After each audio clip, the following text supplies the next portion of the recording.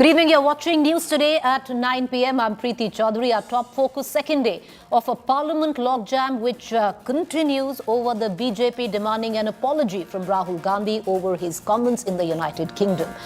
Well, that coming up next. But first up, let me take you through the headlines. No end to Parliament furor over Rahul Gandhi's remarks. BJP reiterates apology demand. Gandhi's trusted lieutenant Sam Pitroda accuses BJP of orchestrating attack against Rahul. India's Oscar glory takes centre stage in Rajya Sabha. Lawmakers cut across party lines to pay glowing tributes to winners, RRR and the Elephant Whisperers. Karnataka BJP strongman Yediyurappa claims son will contest polls from Shikaripura in Karnataka. On the other hand, C.T. Ravi hits back, says decision on tickets will be taken by the party, not by Yediyurappa. RSS backs centre's view on same-sex marriage, says matrimony only possible between people of opposite sex. Adds Hindu married life about sanskar and not sexual enjoyment. Supreme Court junks government plea for more compensation from Union Carbide in the 1984 Bhopal gas tragedy, says settlement amount is sufficient. India Today accesses CBI charge sheet against Lalu Yadav and family. Yadavs and Rail Babus accused of systematic loot in land for job scam. Kochi finally breathes easy after 12 days as Brahmapuram waste plant blaze doused completely, and finally no toxic smoke emanating from the site. Arrest imminent for former Pakistan Prime Minister Imran Khan. Cops gherao his residence. Angry Imran supporters gather. Non-bailable arrest warrant pasted outside his Lahore residence. And it's another round of layoffs at Facebook's parent company Meta. 10,000 employees to be laid off and 5,000 open jobs will not be filled.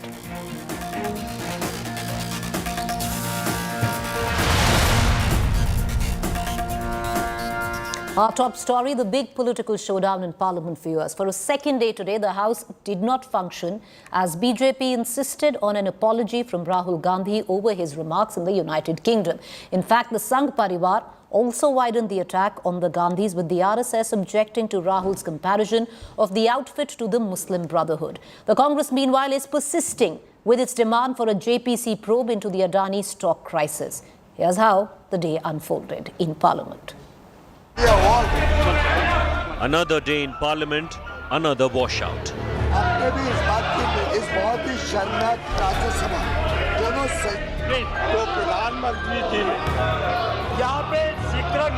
The Narendra Modi government targeted Rahul Gandhi for a second day over his democracy under attack remarks made in London, demanding an apology from him. The Congress vehemently opposed the demand. जिस प्रकार से विदेशी धरती में जाके भारत का अपमान किया गया, भारत के सब संस्थानों का अपमान किया गया और विशेषकर पार्लियामेंट का अपमान किया। सर, पार्लियामेंट यानी लोकसभा और राज्यसभा दोनों संयुक्त सदन। प्रधानमंत्री जी विदेश में जाके हमारे देश की बदनामी जो करते थे, हमारे देश You made your point. You made your point. You made your point. You made your point. You made your point. Rahul is under attack from the RSS as well. The chief outfit of the Sangh Parivar has taken strong exception to the Congress MP's statement in the UK that compared the RSS to Muslim Brotherhood. RSS is you can call it a secret society.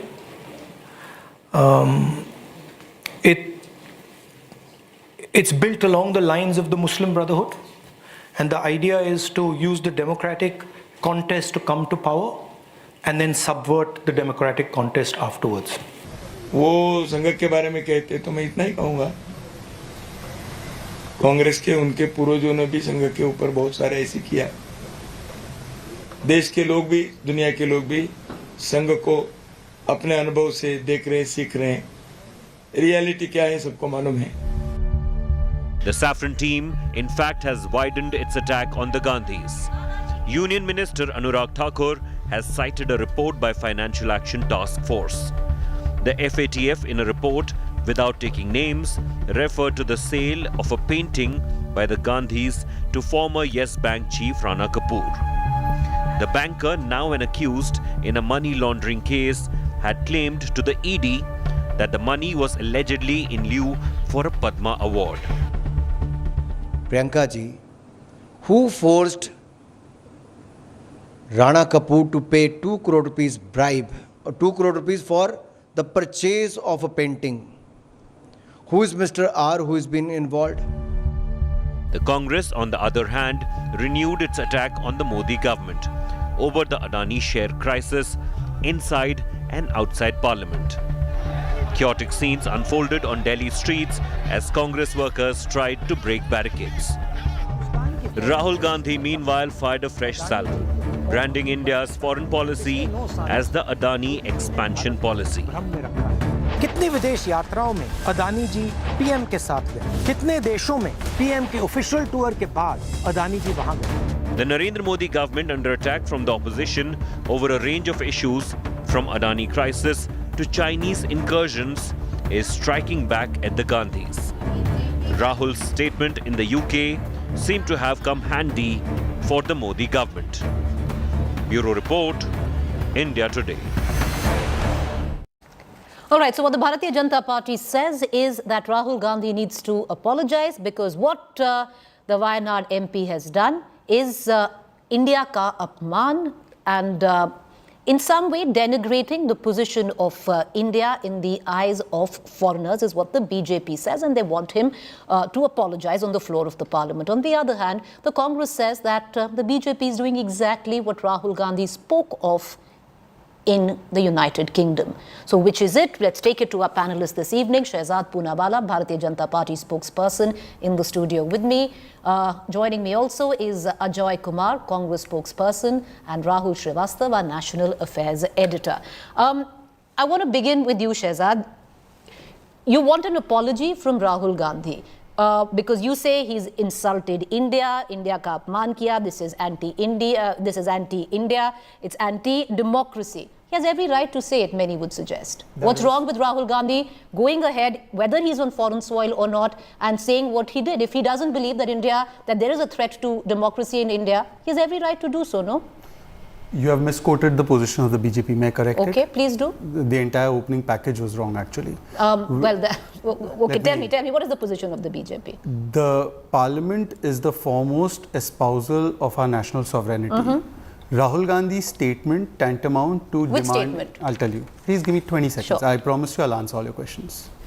Rahul Gandhi's statement wherein he demanded intervention of Europe and USA into our internal affairs, when he said what he said in one of the sessions, Cambridge. And apart from he that, said that yes, in Cambridge. And apart from that, even before this, with Nicholas Burns, etc., is amounting to trying interference in our national sovereignty, and that is a problematic statement. Let me explain why.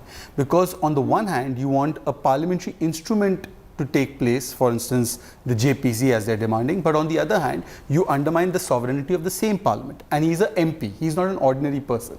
And therefore, it is incumbent for the Congress party to clarify that do they stand with this statement that undermines and undercuts the sovereignty that is reflected in our parliament, or do they come out and they condemn the statement and let Parliament proceed as has been decided by the BAC. It's as simple as that. So I am not having any problem with Rahul Gandhi. Rahul Gandhi is too insignificant. Okay, then you don't have a problem. Okay, one second. Yeah, exactly. Or our country. Exactly, or our great democracy. Because Rahul Gandhi's statements are not Shehzad, now let me correct you. You said that our opening package was incorrect. No, it's not, because I'll tell you why it's not correct.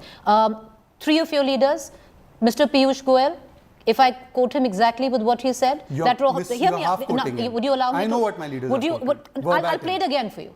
I'll play it again. Hear me out. Now, no, it's not a selective bite. With what Mr. Goyal said, that by insulting democracy of India, Rahul Gandhi has insulted India. What did he say before that statement? Hear me out. What did Mr. Thakur say?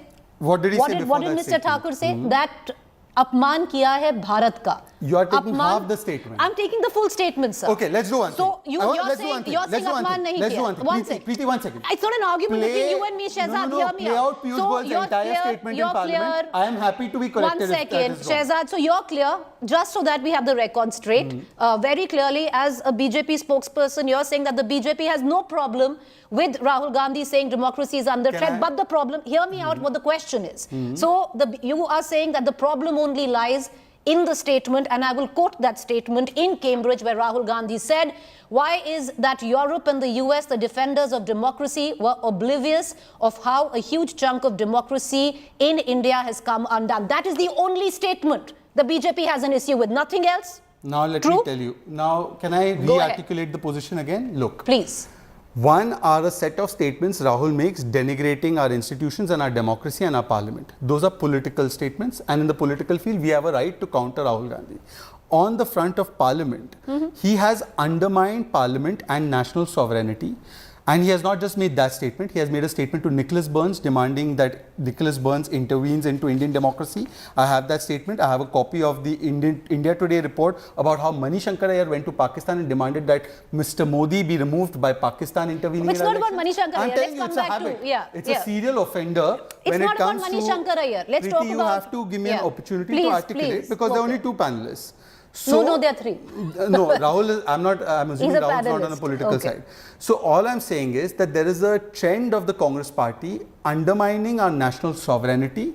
They also go and denigrate our institutions. They conveniently support an institution when the verdict is in their favor. They don't when it's not in their favor. That's another issue to answer politically. But as far as the institution of parliament is concerned, can you demand a parliamentary instrument when you don't believe in parliamentary institution? One second. And therefore he must apologize in parliament. You know, a lot of our viewers will really not understand parliament, institution, instrument and all of that. Once again, I'll ask you the same question. A lot of them, they might not get it. So I'll ask you a question very directly again. Is the problem that the BJP has with just the statement that I quoted, or is because then where does apman come? Where does being anti-India come? Because those are the exact verbatim quotes that were used in Parliament today. Preeti, I have heard Mr. Goyal, Mr. Thakur and Mr. Joshi's statement in Parliament. They have all started by saying that foreign intervention was sought, and then they have said that this has become a habit where Mr. Rahul Gandhi undermines national sovereignty and denigrates our institutions. You can't pick up the latter part of the institution. Bharat ka apman hai ye. Of course it is. I'll give you an example. For instance, in this country, are you saying that the media is compromised? Is your 9 p.m. show not going according to the line that you decide? Are you saying that Mr. Chandrachud, the Chief Justice of India, is compromised, that he does not deliver judgments as per what he feels what I think Are you saying that the Supreme Court is compromised? Are you saying the courts of this country are compromised? What I think or not is nobody quite cares, but if you think so, then it is a democracy. I respect what you think. You have every right to say it. But let me just bring in Ajoy Kumar opening the debate. No, it's not about me and you. I want to bring in Ajoy Kumar. Make your point. Do you think that there should be foreign intervention in democracy? If that's the point, that is the point. That is the point. Then that's fine. Please ask Mr. Ajoy Kumar to answer. If that is the point, because what happened in Parliament, it seems that's not the point. That may seem to you because you're selectively reading the statement. Nobody's selectively reading it, Shehzad. You yourself have changed your stand in the last 5 minutes. No, I'm not. I am saying clearly that you must apologize for demanding intervention. It is right on air for everyone to see. All right, Ajoy Kumar, the fact is this a self-goal by Rahul Gandhi? Because somewhere down the line, you say there are other important issues to be discussed. You want to get the government down on the issue of Adani. What's happened? For the last 2 days, what the BJP has done is dominated the narrative with asking an apology of Rahul Gandhi. What many of them suggest of insulting India, Shehzad said no, but he says of inviting foreign hand, practically, which he did so when he spoke in Cambridge. And I can quote that to you. No, so Preeti, please indulge me with the same amount of time which you just gave to Shehzad, and I really appreciate the way you're conducting the shows on this. The first question is, the standards which the Bharatiya Janata Party, when Mr. Modi goes across the world and insults India, then ye to sanskari log hain. And they create a manufactured outrage, and I will speak slowly so that everybody in the group would understand. They say that hamara character deela hai. Look at the nonsense they speak. Now let me say that Mr. Gandhi said that the United States in Cambridge and the European Union are oblivious to what's happening in India. Now, please quote where the intervention, Nicholas Burns paper, Mr. Poonawalla comes on TV shows and keeps quoting and saying, I got paper. But honestly, please, Preeti, one second. Sir, Let me complete. Let him, Mr. Poonawalla, my email is drjaikman@gmail.com. Please send it because you continuously come on TV channels and say Nicholas Sir, Burns. as much as I know Mr. Poonawalla, he'll put it out right now. I take, Okay. I take, Stay, please okay, send hold it to your me peace. because for the Hold your one peace. second, Dr. Mr. Kumar, make Poonawalla, your point. Please, Shaz. Okay. Second issue is, Prime Minister says, I was born in this country, did I make a sin? India is a land of scam. He speaks in Seoul, Toronto, Texas, he campaigns for some other president to win the elections. And that is all kosher. And they create this because they want to prevent the Adani discussion. Now that is the BJP strategy. They are absolutely wanting to do everything to protect Mr. But Adani. Dr. Kumar, like I came in when Mr. Poonawalla was speaking, I will say that. I will say that. Isn't this a doing of your own making, sir? You wanted to speak about Adani. One second. Hear me out, sir. Hear me out. Please allow me. Humor me for a minute. Yeah, go ahead. Now I'll come back. Please, I'll come back to the question which I raised earlier. The fact is, leave away Bharat ka apman kiya, leave away a threat to democracy. Rahul Gandhi, as a citizen of this country, has every right to say it. But, and I'll tell you why it leaves a lot of viewers very confused. When George Soros came into and made that statement against India, where he spoke that their democracy is under threat in India, you held multiple press conferences. When I say you, I'm talking about your party. Multiple press conferences saying that we can deal with our own issues, please stay away, right? Exactly 2 weeks after, Mr. Rahul Gandhi goes to Cambridge and he says, sir, why Europe and the US, the defenders of democracy, were oblivious of how a huge chunk of democracy in India has come undone. Many back home would be A, confused that what is the Congress's stand, and B, say, is Rahul Gandhi seeking the intervention of a foreign hand? And that is disconcerting to many, sir. So it would lead a specially perverted mind to believe that Rahul Gandhi was asking for an intervention. It actually is either a very stupid mind or a perverted mind for the simple reason. He said oblivious on the second day because he is aware of the evil politics of my political opponents. He said that we can handle our own affairs. Now the question is whether Mr. Poonawalla wants to take Mr. Gandhi's statement on oblivious, not foreign intervention. Second day he says we can handle our affairs. That is totally ignored. And the most important point is the BJP outrage. They're not outraged that India is 107th in the hunger index out of 120 countries, 150 out of 180 in the freedom of press, 110 or something in the gender parity, 100 in social hostility. Okay. Worse than Afghanistan, worse than Nigeria, worse than Somalia. Dr. Kumar. One second. Make your point. Make your point. My outrage is, if you're outraged with Mr. Rahul Gandhi, please be outraged with Mr. Modi. How did he speak that India in a foreign soil? How did he go and say that in a foreign soil that I'm ashamed to be Indian? Okay. No, he didn't say I'm ashamed to be an Indian. He did not. The Prime Minister did not say I'm ashamed to be an Indian. I have that quote as well. You know, I'm telling you the amount of. I completely agree. Wait. Okay, 1 second. No, he didn't say mayor. He didn't say mayor. Dr. Kumar, I will quote it and I will give you the date. We have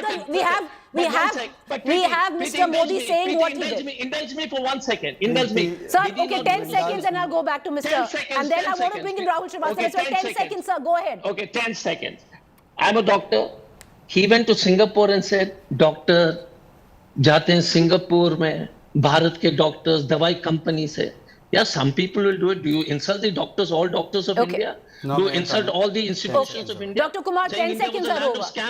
Dr. Kumar, 10 seconds are over. You asked Mr. Poonawalla to come up and what he said to Mr. Burns. He's come up with it, but I want to know what is the source of that article. Yes, this is a Hindu article. Okay, and says what? 1 second. Now, may I please, Ajayji, we'll have a good discussion. Let me quote the facts. Yeah, go ahead, Shahzad. I am quoting to you 2 news reports. One is a Hindu article. Rahul Gandhi questions United States silence on happenings in India, and Congress leader tells Nicholas Burns wholesale capture of institutions in India. And another article, look, This is news18india.com, news18.com. Rahul slammed for demanding No, I foreign don't. intervention Okay, in Indian we don't listen to News unless 18 News or 18 India. No, There I'm are sorry. colleagues. No, so no, do you not I'm believe sorry. reports of NDTV? I believe the reports of Do you India believe- Today. Okay, no problem. So Right? I will next time I'll keep that in mind. Do you consider Hindu? Like I said, I believe reports. Okay, of let India me give you Today, India. right? You've changed the standard, but let me Okay, give you fine. India Today. India I'm not Today, changing goalposts, India but Today. fine. Manishankar Iyer goes to Pakistan and demands their intervention in our elections. Did that happen? But Now, Manishankar one second. Iyer to- Preeti, now you have to give me some Acha, time. go You have to ahead, be sir. fair. Please make your So point. let me articulate once again. Please make your point. Ajay Kumar went entirely around the bush but did not answer the fundamental question which you showed through an India Today report that Rahul Gandhi has demanded foreign intervention into our Indian democracy. I've shown you how he did it with Nicholas Burns. I've shown you how Manishankar Iyer did it on an earlier occasion. I've shown you also how George Soros, when he said what he said, Praveen Chakravarti of the Congress party supported, retweeted that statement and endorsed it. So this is serial offenders Congress demanding national intervention in our I'm democracy coming to you, sir. Give me a over and minute. over again. And therefore, I am saying leave aside the statements Okay. which we I may am find saying- demeaning to democracy. Okay. Does Mr. Ajay Kumar, as the Congress party, support intervention of a foreign country into our democracy at 75 years of independence when Britain is now being run by a person of Indian origin? You want a country that ruled over us for 200 years to intervene in our Okay, affairs? okay. Mr. Ajay Kumar, I think 140 crore Indians can manage their own affairs. Okay, we but- need no white man to manage our affairs. All right, let's do. Okay, I'm going to come right, Dr. Kumar. I'm going to come right back to you. But what I'm going to do is, instead of, because you know we're all quoting, I also have a series of quotes which I am going to quote eventually. But what I'm going to do is, for the benefit of everyone, and then Rahul Srivastava, National Affairs Editor, who's patiently waited out, the sparring between the both of you, I'll cut across to him. But two reactions I want our viewers to hear. One, what is it exactly that Rahul Gandhi said, which has caused a huge storm? One, in terms of possibly seeking foreign intervention, which has not possibly quite put the Congress on a back foot where Parliament is concerned with the reconvening of the budget session. The other, because a lot of leaders from the BJP over the course of the last 2 days have been saying that Rahul Gandhi, by saying democracy is under threat on foreign soil, has insulted India. India ka apman kiya hai. Let's listen in to what the Prime Minister said in Seoul in 2015, and on the other hand, on what Rahul Gandhi said in Cambridge just 3 weeks ago. Hindustan में पैदा हुए, ये कोई देश है, ये कोई सरकार है, ये कोई लोग है, चलो छोड़ो चले जाए कहीं और लोग निकल पड़ते थे। कुछ वर्षों में तो हम ये भी देखते थे, उद्योग जगत के लोग कहते भाई अब तो यहाँ व्यापार नहीं करना है जी, अब यहाँ नहीं रहना है। और ज्यादातर लोगों ने तो एक पैर बाहर रख ही दिया था। और मैं आज विश्वास से कह सकता हूं कि अलग अलग जीवन के गणमान्य लोग, बड़े बड़े साइंटिस्ट क्यों ना हो, विदेशों में कितनी ही कमाई क्यों ना होती हो, उससे कम कमाई होती हो तो भी आज भारत वापस आने के लिए उत्सुक हो रहे हैं, आनंदित हो रहे हैं। Well, how would you react if something, a structure 3.5 times Europe suddenly went non-democratic? Right? That's happened already. That's not something that is going to happen in the future. That's already happened. But there's no reaction.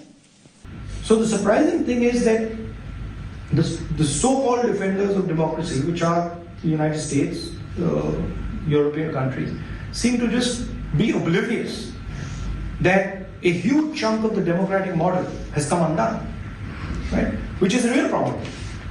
First of all, it's our problem, right? It's an internal problem.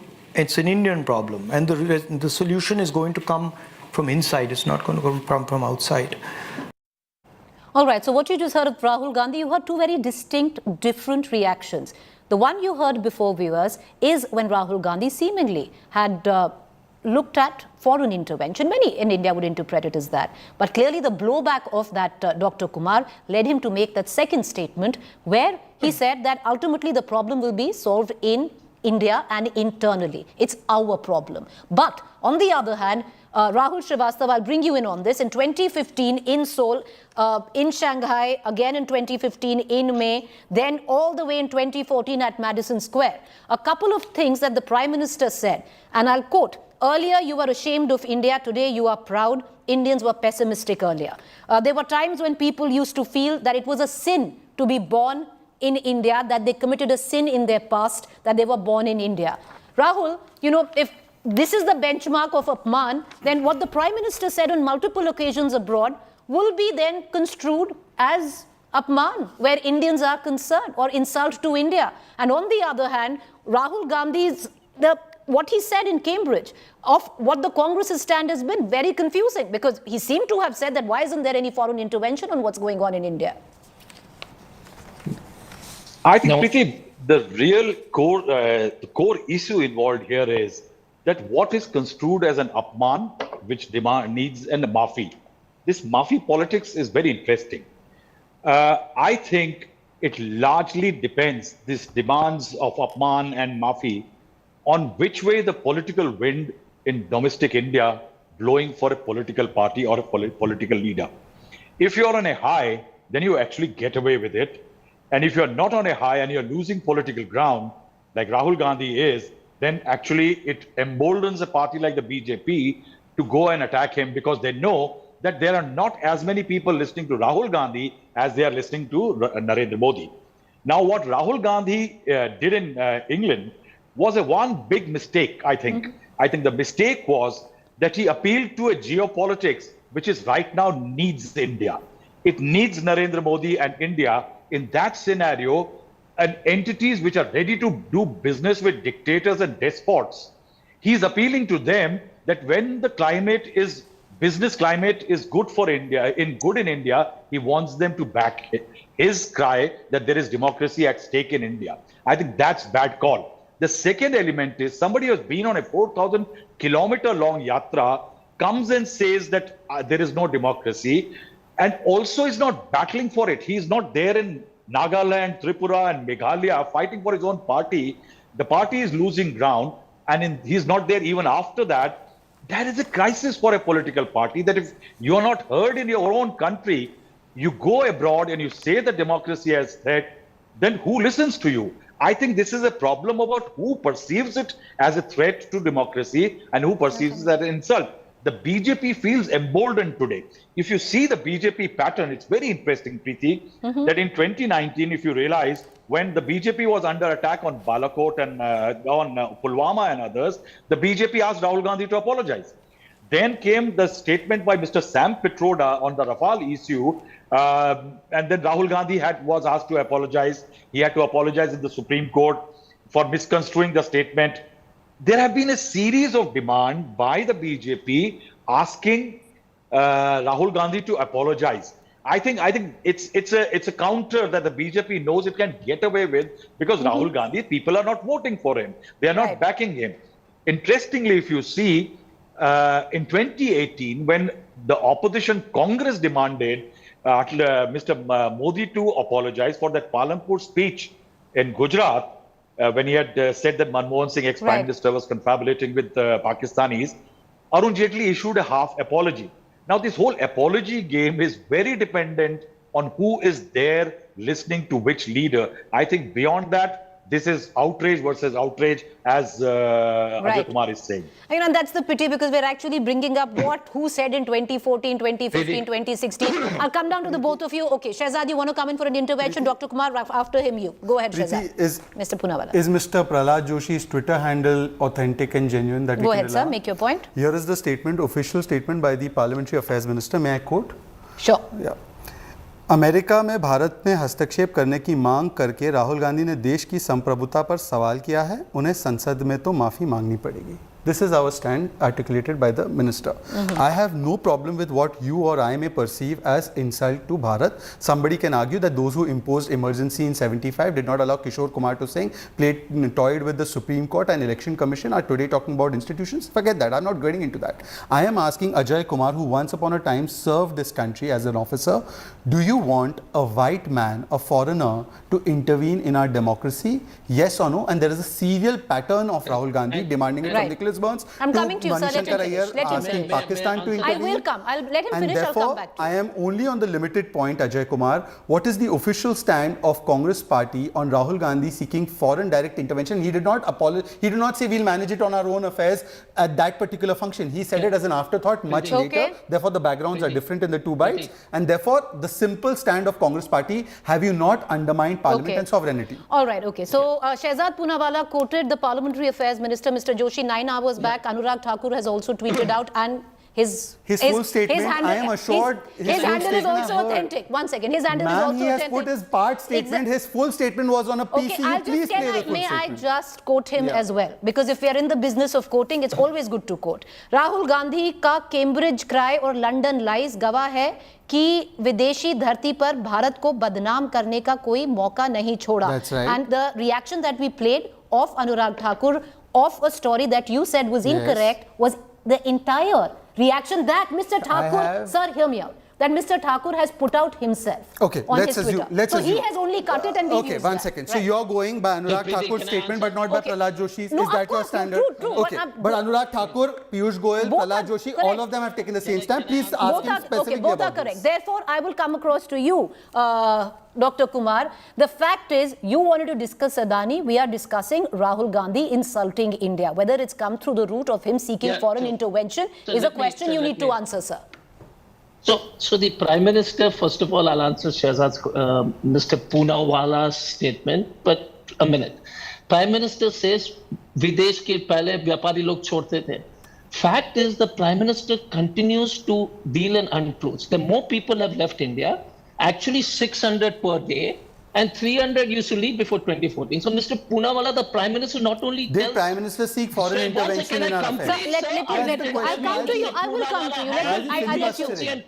I'll let you finish. But you also understand Let me finish, Mr. Poonawala. Both of you, it's a little rich coming from the both of you if you're saying it. But okay, Dr. Roy, Thank you so much, Preeti. No, but yes, I have Dr. a Kumar, special make your affection point. for Shehzad, so that's why. So now the other point is, the BJP ministers' quotes are being put in as, statements of truth. It's like devil preaching the scriptures. The first question is, the video doesn't lie. Okay. There are two videos. One, Mr. Prime Minister saying in Seoul, Toronto, everything else. Second is Mr. saying that they're oblivious. No intervention, no words we want you to comment. One second. No, let me complete. The lies the BJP continues to deal in because they believe that we'll amplify it through their fake IT handles and the spokesperson who continue to repeat a lie. The question again is, it was the European nation or Americans are oblivious. And then he said, next day, why don't you accurately quote that Mr. Gandhi said that we are strong enough to deal with our own problems. Third issue, which is the most important point. Rahul said that Mr. Gandhi doesn't seem to matter. But the only guy who rattles the BJP, where their whole, from their Mandal Abhyaks to the Prime Minister gets rattled, then it's a strange situation. Okay. I want to bring in, I want to take in closing comments, sir. Closing comments, but I'll ask you one question. Dr. Kumar, why is it so? Analysis a lot. Okay, no, Dr. 1 second. No, 5 seconds. 5 seconds. I admire his analysis, but I'm saying, from the Mandal Abhyakshan Karyakarta, right up to the Prime Minister seem to be so rattled. Why get rattled so much about him then? But Dr. Kumar, why not admit that Rahul Gandhi made a mistake? The sheer fact that he had to come out and rectify his statement, sir. Because you tell me, if he says you're oblivious, are you oblivious that the Transparency International says that India, the pure research it is amazing, sir. He added the word amazing. We can just get into semantics, but closing comments, let's start. Go ahead. Preeti, first of all, we are not rattled by Rahul Gandhi, but if the Congress has stopped taking him seriously, they should inform us because the entire party was with him in Bharat Jodo and the president was alone. Anyways, that's not the point. I am again saying specifically, he said that there must be intervention. That's what the implication of his statement was. I have told you that there's a pattern to this, and therefore therefore I ask you very humbly, Mr. Ajoy Kumar, forget what we think of as insult to the democracy. I am asking you, one second, sir, you can't keep interrupting me. Okay, This is not the way to debate. I agree. Come on. This is not the way to debate. You're 30 years elder to me. At least have some courtesy. Mr. Poonawala held his peace, sir. You're 30 years elder to me. Dr. Kumar. Okay, let's not get into ageism as well. No, let's I not get respect into him that. because he's 30 years older than me. He should also act it. Okay, let's not. No personal attacks. No, let's not make ageist jokes. Let's not get into all of that. Okay, I'm going to just cut this. No. One second. How can my time be taken No, off? please. Okay, Dr. Kumar, come on. 20 seconds. Shehzad, wrap up. I'll wrap up in 20 seconds. 20 seconds. Dr. Kumar, come on, sir. Come on. Let's assume. No point, sir. Sir, no point. Let him make his. Let him. He accorded you the courtesy in your last intervention. He needs to be taught Preeti, you need to do Okay, justice. go ahead. 20 seconds, and I'm going to close the. I'll finish in 20 Okay. seconds. Seriously, lacks manners. Yeah. Okay, go ahead, Mr. Poonawala. Okay, let's quickly. Go, make your Preeti, point. let's assume that the implication of that statement was not akin to demanding intervention, as Mr. Ajoy Kumar says. Then why did he have to clarify a statement the next day in his speech? Okay. The very fact that he knew and he realized from the backlash here that he demanded for an intervention, he made that clarification. With that, we are saying apologize in Parliament for it.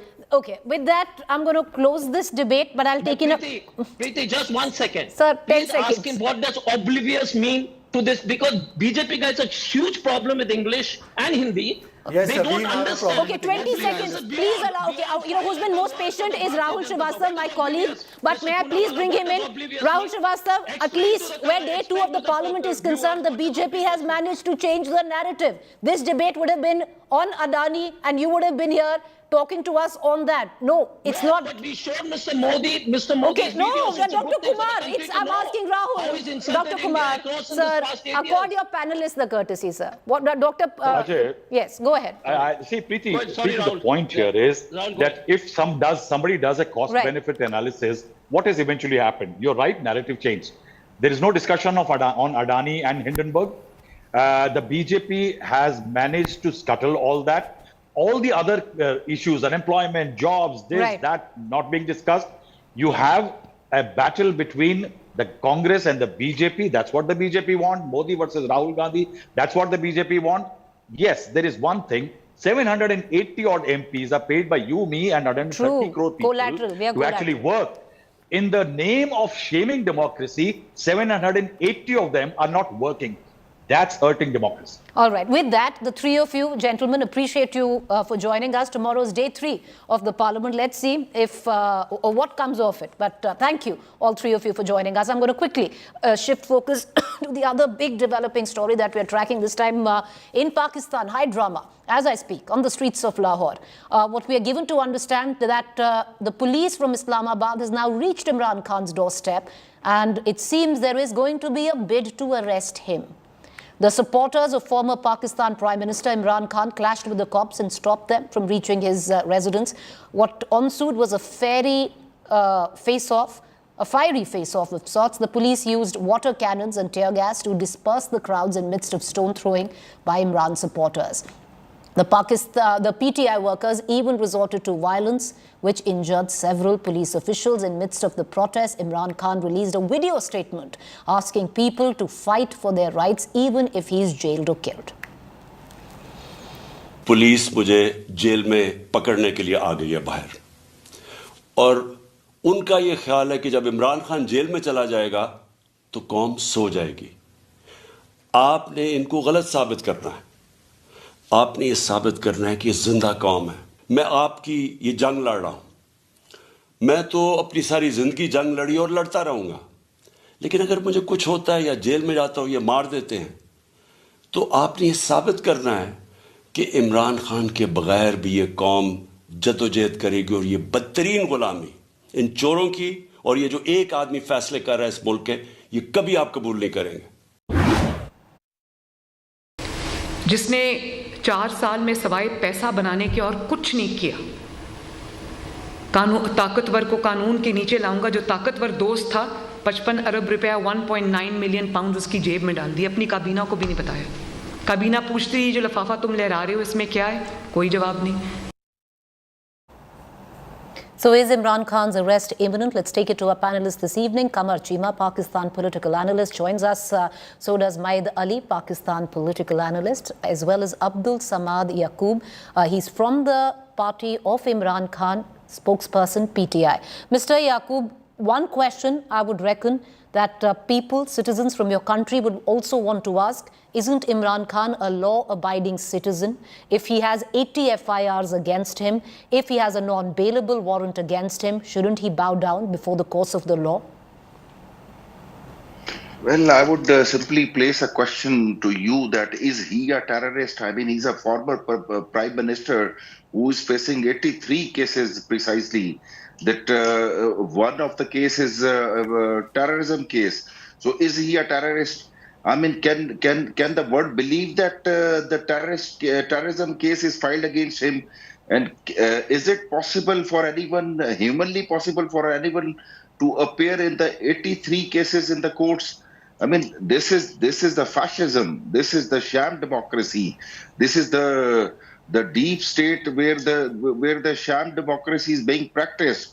And but sir, the visuals that are coming in from your supporters, a man who says he stands by law is right now at the core center of instigating anarchy. Look at what's going down. The last we just heard is who is the responsible? Go ahead. Who is the responsible? Who is the responsible? Who is the responsible for this agitation? I mean, they are taking towards they are taking this nation towards a civil.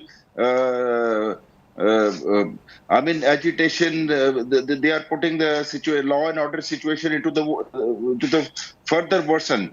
I mean, who is the responsible? The current regime, the incumbent government is the responsible. What does Imran Khan fear, sir? As I bring in Qamar Cheema, I want to ask you, what does he fear? Does he fear that there's going to be a political assassination if he actually is arrested today?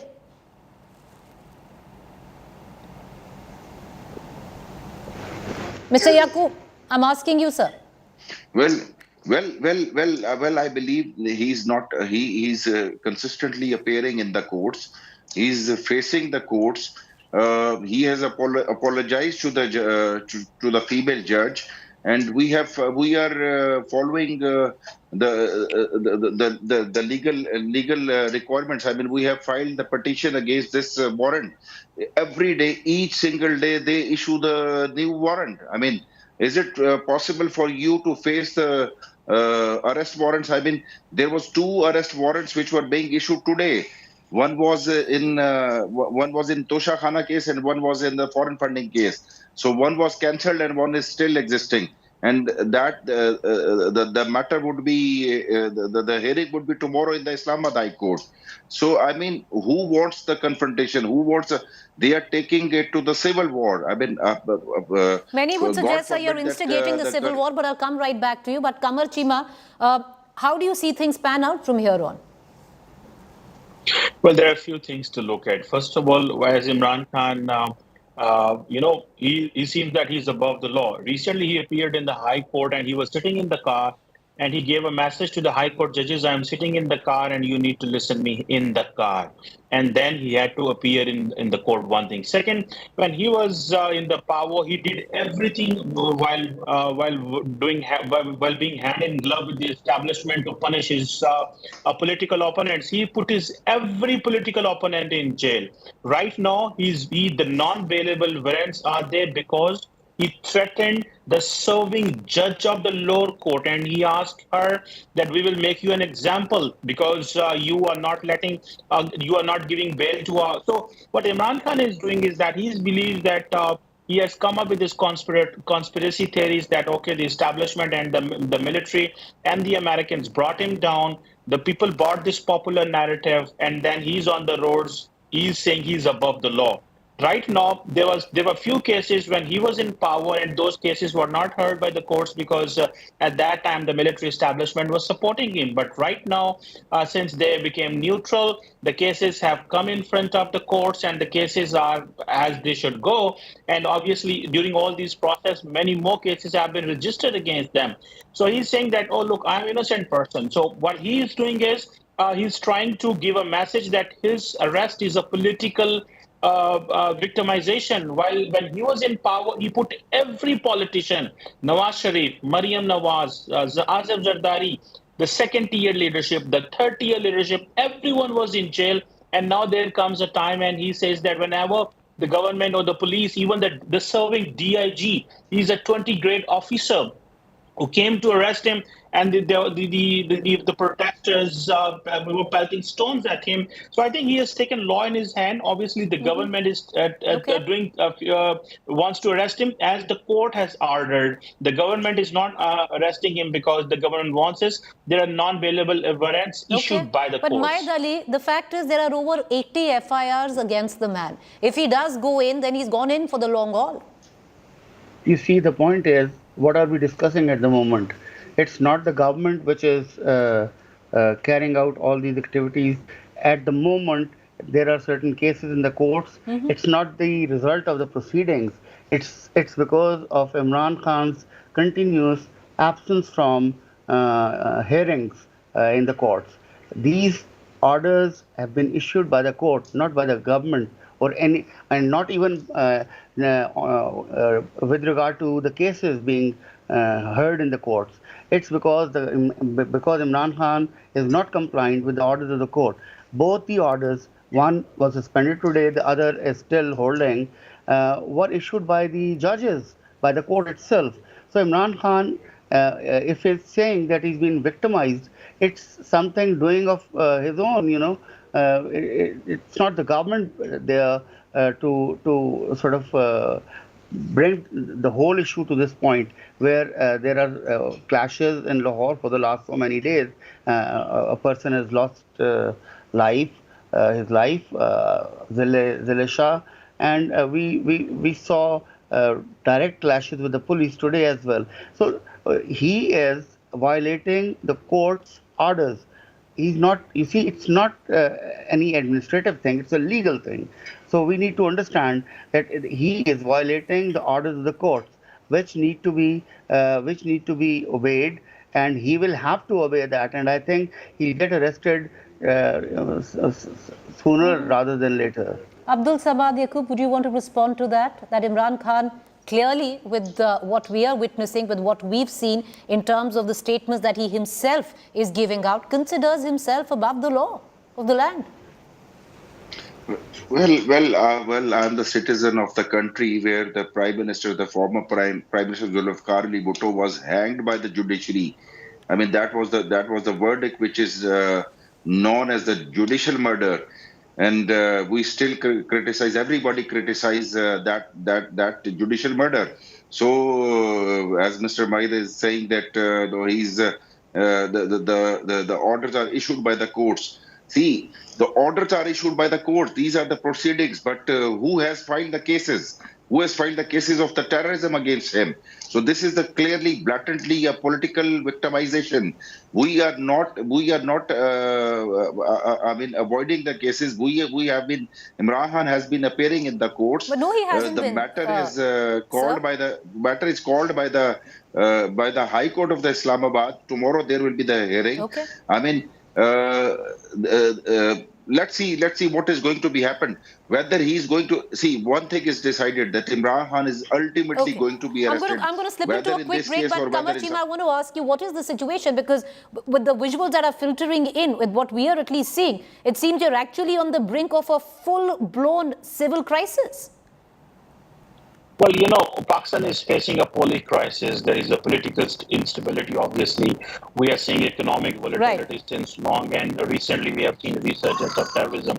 So we are in a very difficult situation, but all of this is of our own making, because the political class has failed to sit together, and Imran Khan is main force behind that. And these visuals which we are seeing, there is not big number of people. We are having a bit of a problem with your audio. We're going to try and reconnect it, and you can catch all the action, all the latest, breaking it down for you at 10 p.m. on the other side with my colleague Gaurav Sawant. Meanwhile, we're going to take the spotlight away from Pakistan. It's going to be back at 10 p.m., but we're going to put it on India's Oscar glory, and that's coming up next. Oscar glory takes center stage in Rajya Sabha. Lawmakers pay glowing tributes to winners. Oscar brings warring sights on the same plane.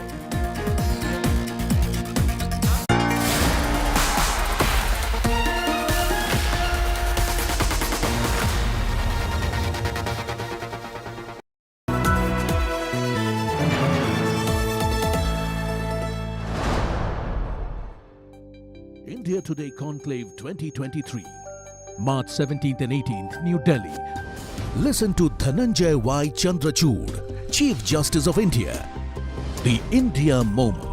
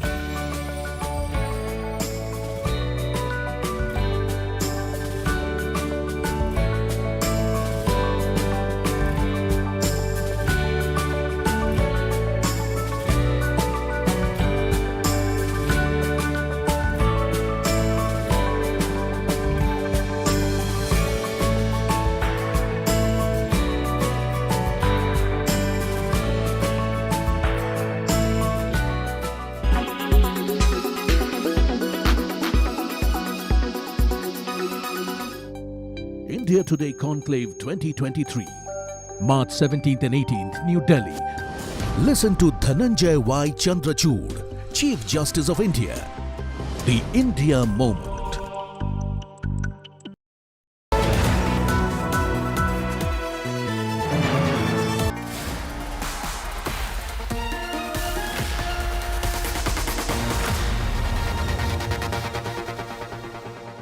Welcome back here with us on News Today. Now, since Monday, everyone, literally everyone, is talking about the moment when Natu Natu and the Elephant Whisperers brought Oscar glory home to India. And today, Parliament also erupted in joy. From Rajya Sabha Chairman Dhankar to Congress Chief Kharge, netas were all smiles over India's Oscar success. We need to congratulate him. Modi ji has directed this film. They should not say. That is only my request. Virat, क्यों बीच-बीच में इतना जोर A parliament all smiles, a rare sight these days. Yes, ma'am. Keeping aside their political differences, MPs on Tuesday paused their work to praise the makers of the Elephant Whisperers and RRR's Natu Natu song. And why not? India lifted 2 trophies at Oscars 2023. A recognition that made every Indian proud. I wanted to share with the House. There was a bit of a fuss during the bonhomie as the Narendra Modi government seemed to take credit for the filmmakers' feat. It's about gender. हमारे लिए गर्व की बात है कि माननीय प्रधानमंत्री जी ने ऐसे लोगों को राज्यसभा में नियुक्त किया है, नॉमिनेटेड मेंबर्स के रूप में, जो देश का मान, शान और आन बढ़ाते हैं, पूरी दुनिया में देश का डंका बजाते हैं. Modi ji has directed this film. They should not say. That is only my request. Congress President Mallikarjun Kharge was quick to take on the centre. I also join to congratulate both the awardees. We are very proud, and whatever you have told, we are with you. But only my request is that the ruling party should not take credit that we have directed, we have written the poem, or Modi ji has directed this film. They should not say. That is only my request. It is a contribution of the country. I have at the occasion, honorable member, this morning. Amid all this, Vice President Jagdeep Dhankar brought down the House by sharing what could have been his second preferred profession. Coverage. यदि अगर मैं वकील नहीं बनता तो कहीं न कहीं एक्टिंग जरूर करता. धन्यवाद chairman sir. Ministers claimed the success of Natu Natu and the Elephant Whisperers was proof of brand India's arrival on the global stage. भारतीय फिल्म जगत की देश और दुनिया भर में जो धूम मची है, RRR के नाटू नाटू ने न केवल देश बल्कि दुनिया का दिल जीतने का काम किया है. सब फिल्म की धूम तो यहाँ पर थी ही, लेकिन इंडियन फिल्म कंटेंट को आज दुनिया ने, और मैं कहूँ brand India has arrived and it is just the beginning. There have been many Actor turned MPs Jaya Bachchan and Hema Malini also heaped praise on the films.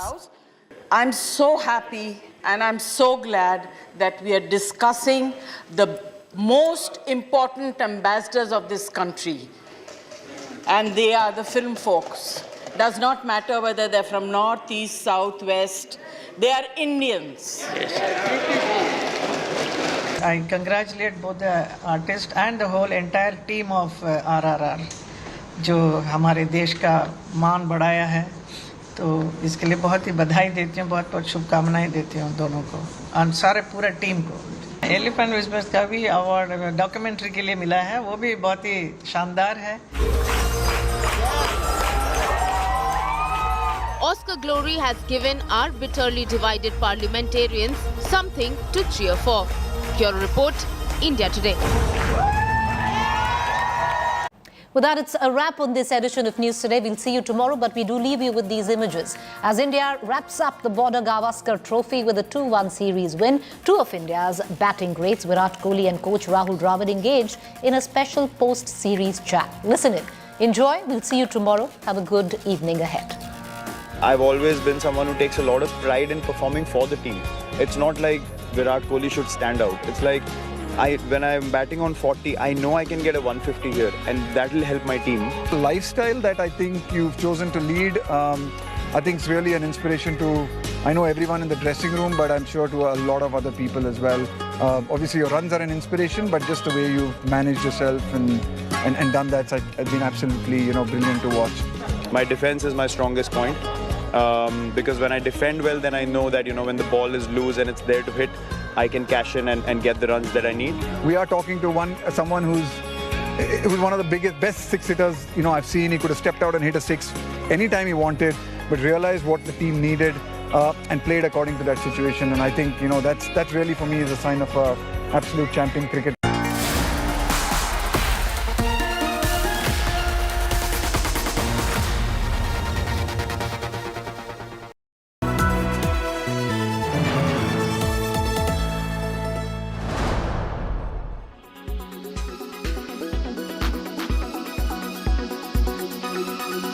Competition in this space, because while you've got investment in and you're launching products and you've got a good team, but there are significant competitors like Kinetic, like Ola, even the incumbent players, legacy fuel players like Bajaj Auto. How do you see yourself locking horns with them? Well, it's a competitive marketplace. There is the companies you mentioned and more coming in all the time. We have a slight early mover advantage, and hopefully we will do what it takes to maintain that advantage. I don't think any legacy player has any particular advantage in this field, and as I said, it is a completely different product altogether. It needs a different outlook. So, an early mover advantage definitely will benefit us in the long term. We're learning all the time. Any market share targets that you have? Because I believe that Ampere, the company that you bought and through which you're launching many products, has about a 12-13% share in the market. Would you be confident of maintaining that? Would you be content with having that kind of a share eventually as this market unfolds and expands? Yes, we have targeted a 15% market share, and we're close. We're about 13%, as you said, 12-13% now, and we are confident that we can maintain that share.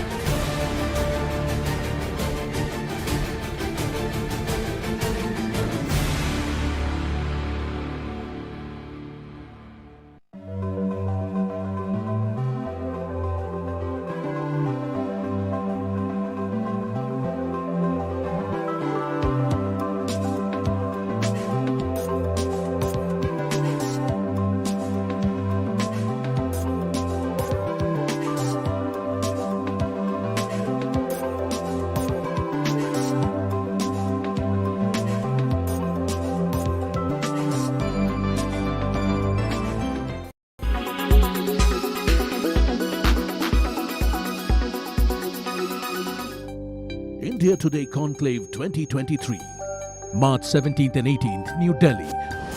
Listen to Prime Minister Narendra Modi, the man behind the India moment, the unmissable 20th edition of India Today Conclave 2023.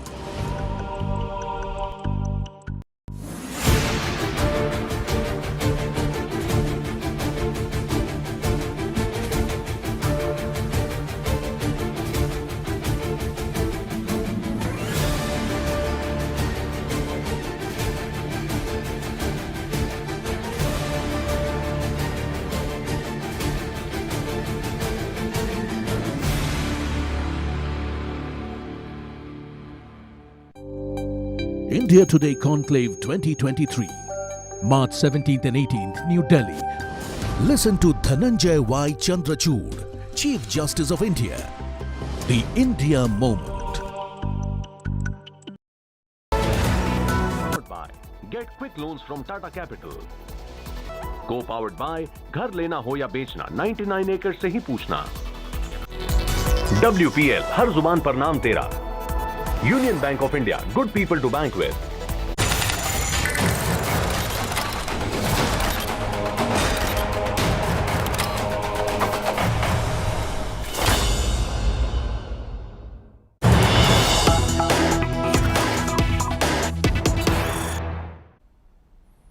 Let me get you the latest from Pakistan. The Lahore police are trying to get inside Imran Khan's Zaman Park residence in Lahore. Pakistan Rangers are now on standby to stop Imran Khan's supporters. So police are trying to rush in. Multiple tear gas shells have been lobbed inside Imran Khan's Zaman Park residence, and you're seeing images of earlier today when the police clashed with Imran Khan's supporters. This is a statement from Imran Khan. You'll just hear the statement. Imran Khan's supporters, in fact, are using catapults and lathis to attack the police. The Deputy Inspector General of the Lahore Police, we are told, he's been injured, and there's a major statement that's come in from DIG Operations Lahore during the Zaman Park operations. The DIG Shehzad Bukhari, he says the Lahore police will not leave unless Imran Khan is arrested. Protests have now broken out in Islamabad, in Karachi and multiple other cities in Pakistan. But the big question we're asking here on India Today, as we look at repeated attempts to arrest Imran Khan, is this endgame Imran Khan? Imran Khan has issued a video statement asking his supporters and cadre to keep the fire of protest burning bright even after his arrest. Imran Khan fears his arrest is part of tactics to ensure elections in Pakistan are postponed. We will get you that big story. I'm Gaurav Sawant as always. Let's get started with the headlines on India First. No end to furor in Parliament over Rahul Gandhi's remarks in the United Kingdom. BJP reiterates its demand for an apology from Rahul Gandhi. The Gandhis' trusted Lieutenant Sam Pitroda accuses the BJP of orchestrating this attack against Rahul.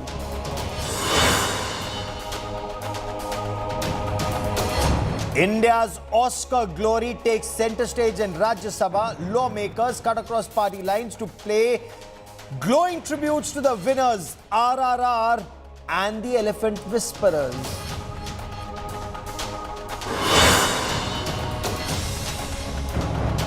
Karnataka BJP strongman Yediyurappa claims son will contest polls.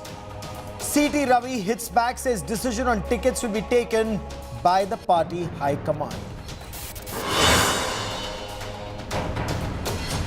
The Rashtriya Swayamsevak Sangh backs the centre's view on same-sex marriage, says matrimony only possible between people of opposite genders, adds Hindus' married life is about sanskar and not sexual enjoyment. Supreme Court junks the government plea for more compensation from Union Carbide in the 1984 Bhopal gas tragedy, says the settlement amount is sufficient.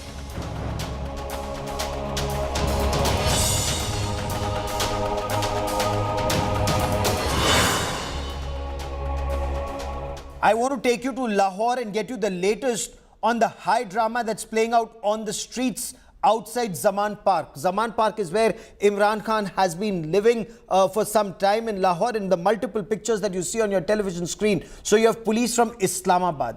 They reached Imran Khan's doorstep in a bid to arrest him in the Tosha Khana case. And we'll explain what this Tosha Khana case is. And it's a very serious charge against Imran Khan. He stands accused of taking gifts that were presented to him as the Prime Minister of Pakistan, then selling them off overseas and pocketing all the money in lakhs and lakhs.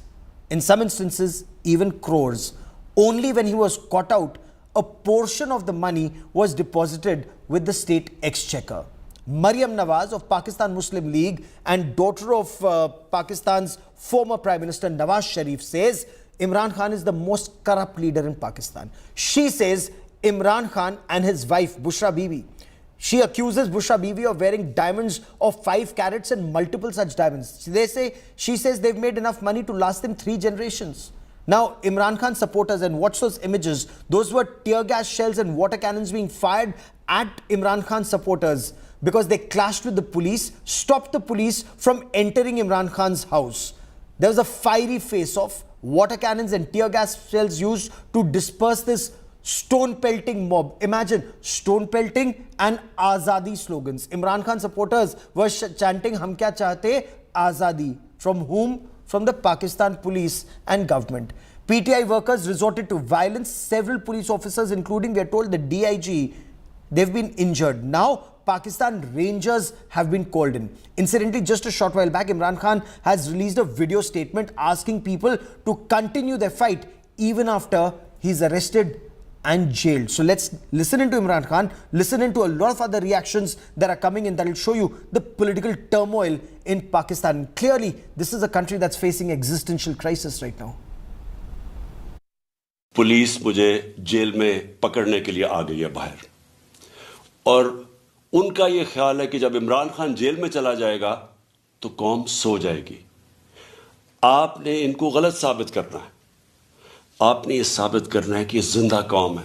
मैं आपकी ये जंग लड़ रहा हूं। मैं तो अपनी सारी जिंदगी जंग लड़ी और लड़ता रहूंगा, लेकिन अगर मुझे कुछ होता है या जेल में जाता हूं, ये मार देते हैं, तो आपने ये साबित करना है कि इमरान खान के बगैर भी ये कौम जदोजहद करेगी और ये बदतरीन गुलामी इन चोरों की और ये जो एक आदमी फैसले कर रहा है इस मुल्क के, ये कभी आप कबूल नहीं करेंगे।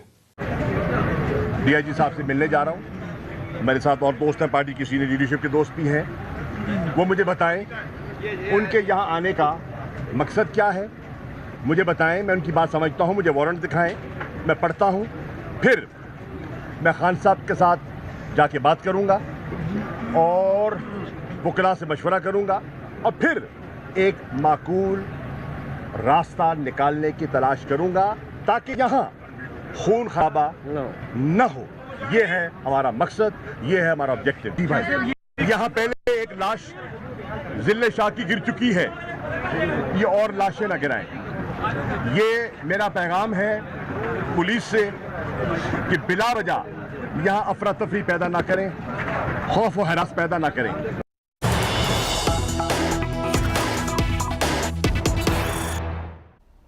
Big attack on Imran Khan by Pakistan's former Prime Minister Nawaz Sharif.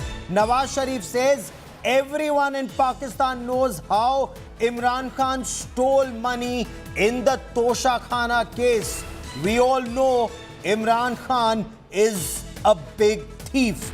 Everyone is aware of the plot that was hatched by Imran Khan. Imran Khan should have presented himself before the court without any resistance, without this drama.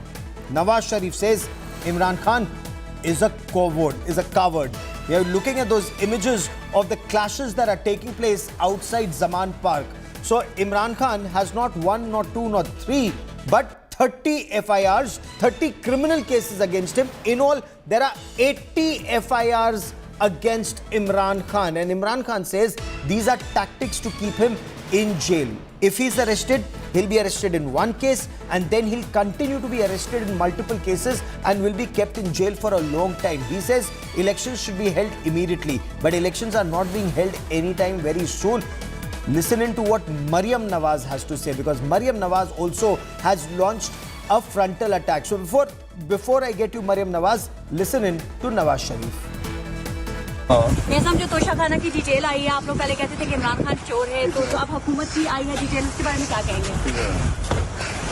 आपको तो पता ही है बीबी कि इमरान खान की तोशा खानी में चोरी के क्या वाक़यात है और क्या उसने हरकतें की हैं तोशा खाना के अंदर। मुझसे क्या पूछती हैं? Thank you. मियां साहब, आपने कहा इमरान खान को गिरफ्तारी दे देनी चाहिए, आपने भी दी थी, आपके साथ भी मियां साहब। यार ये भी तो पूछने की बात है। ये कल मेरा ख्याल है कि जमानत कैंसिल हुई है ना, तो इज्जत तो इसी में थी कि फौरी तौर पे खुद पेश हो जाता जाके और कहता जी मुझे गिरफ्तार कर लें, लेकिन ये तो बहादुर लोग करते हैं ना, बुज़दिल की काम नहीं करते, वो तो बुज़दिल है। An honorable thing to have done was to present himself in the multiple FIRs against him, says Nawaz Sharif. It is anyway said, howsoever high you may be, the law is above you. So if the law says there is a non-bailable arrest warrant against him, and we'll show you images of the Lahore police walking towards Imran Khan's Zaman Park residence with a placard with the non-bailable arrest warrant on that placard, and Imran Khan supporters targeting the police. But before I get you more on that story, let's listen in to Maryam Nawaz. One after the other, one scathing attack after the other on Imran Khan. 10 national assembly की seat से खड़ा हो जाता है, election जीत के वो seats छोड़ देता है। ये कोई बच्चों का खेल है? मुल्क के पैसे लगते हैं इसमें, सारे पैसे इससे निकलवाने चाहिए। फिर मैं देखूं कितनी जगह खड़ा होता है, जिसका घर कोई और चलाता है, जिसका किचन कोई और चलाता है, जिसने मुल्क के तोहफे, मुल्क को मिलने वाले तोहफे बेच बेच के अपनी नस्लें संवार ली, जिसकी बीवी 5-5 कैरेट का एक रिंग लेती रही एक फाइल पे दस्तखत करने के बदले,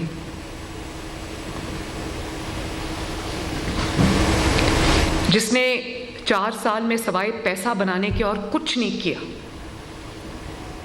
ताकतवर को कानून के नीचे लाऊंगा। जो ताकतवर दोस्त था, 55 अरब रुपया 1.9 मिलियन पाउंड उसकी जेब में डाल दी, अपनी काबीना को भी नहीं बताया। जिसने 4 साल में सवाए पैसा बनाने के और कुछ नहीं किया। ताकतवर को कानून के नीचे लाऊंगा। जो ताकतवर दोस्त था, 55 अरब रुपया 1.9 मिलियन पाउंड उसकी जेब में डाल दी, अपनी काबीना को भी नहीं बताया। काबीना पूछती रही, जो लिफाफा तुम लहरा रहे हो इसमें क्या है? कोई जवाब नहीं। मैंने पहला गीदड़ देखा है जिसने कारकुनान को अपनी शील्ड बनाया। हालांकि लीडरशिप नवाज शरीफ जैसी हो तो वो कारकुनान की शील्ड बन जाता है। उन्होंने कभी नहीं कहा। दुनिया की मैंने पहली तहरीक ये देखी है जिसमें लीडर घर में छुप के बैठा है और खवातीन को और नौजवानों को सामने रखा हुआ है कि आओ मेरी हिफाजत करो। Joining me on India First, Alia Shah, a journalist from Pakistan. Fakhar Yusufzai is another journalist who joins us from Pakistan. They've been on ground zero. With me is Lieutenant General Syed Atta Hasnain. Few people understand Pakistan better than the former Kashmir Corps commander. And Colonel Rohit Dev, an expert. Colonel Rohit Dev has also been posted at the line of control. Watches Pakistan very closely. But Alia Shah, I want to begin by asking you, ma'am, what's the latest? Is Imran Khan resisting arrest even now? Thank you so much, Gaurav ji. इस वक्त जो अगर मैं आपको ताज़ा तरीन सूरत हाल बताऊं तो वो ये है कि सिर्फ जमान पार्क में प्रोटेस्ट नहीं हो रहे, बल्कि अब जमान पार्क से निकलकर, लाहौर से निकलकर प्रोटेस्ट पूरे कंट्री में शुरू हो गए हैं।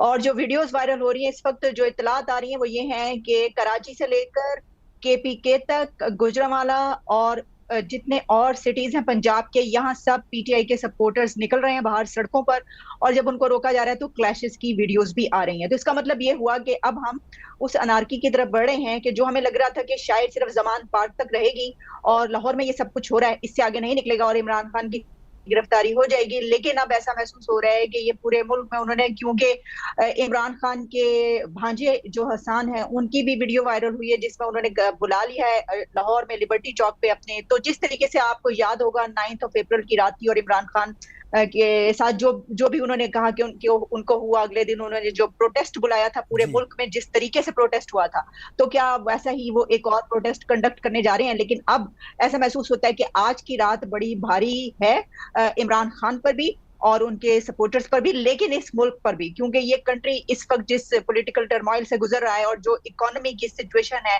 इस तरह की सिचुएशन का बिल्कुल मुतहम्मिल नहीं है कि जहां पर पूरे मुल्क में हम देखें कि आग लगी हुई है। पूरे मुल्क में आग लगी हुई है इस समय और आज की रात बहुत भारी होगी। आलिया रहिए मेरे साथ। General Hasnain, what do you make of this? Alia says Pakistan is heading towards anarchy, so is Imran Khan actually now waging war against Pakistan?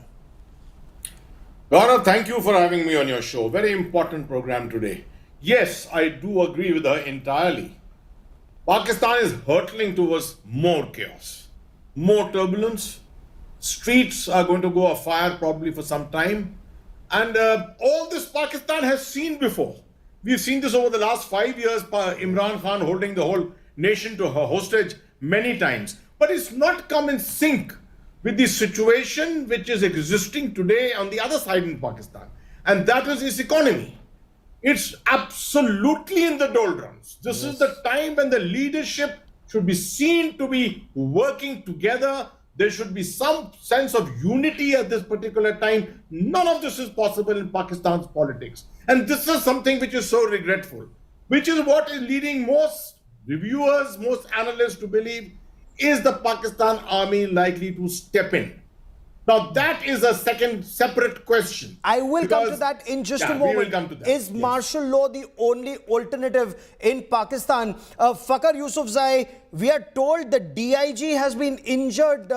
Shehzad Bukhari, very senior police officer, he was leading the operations and he said just a short while back, we will not leave without arresting Imran Khan.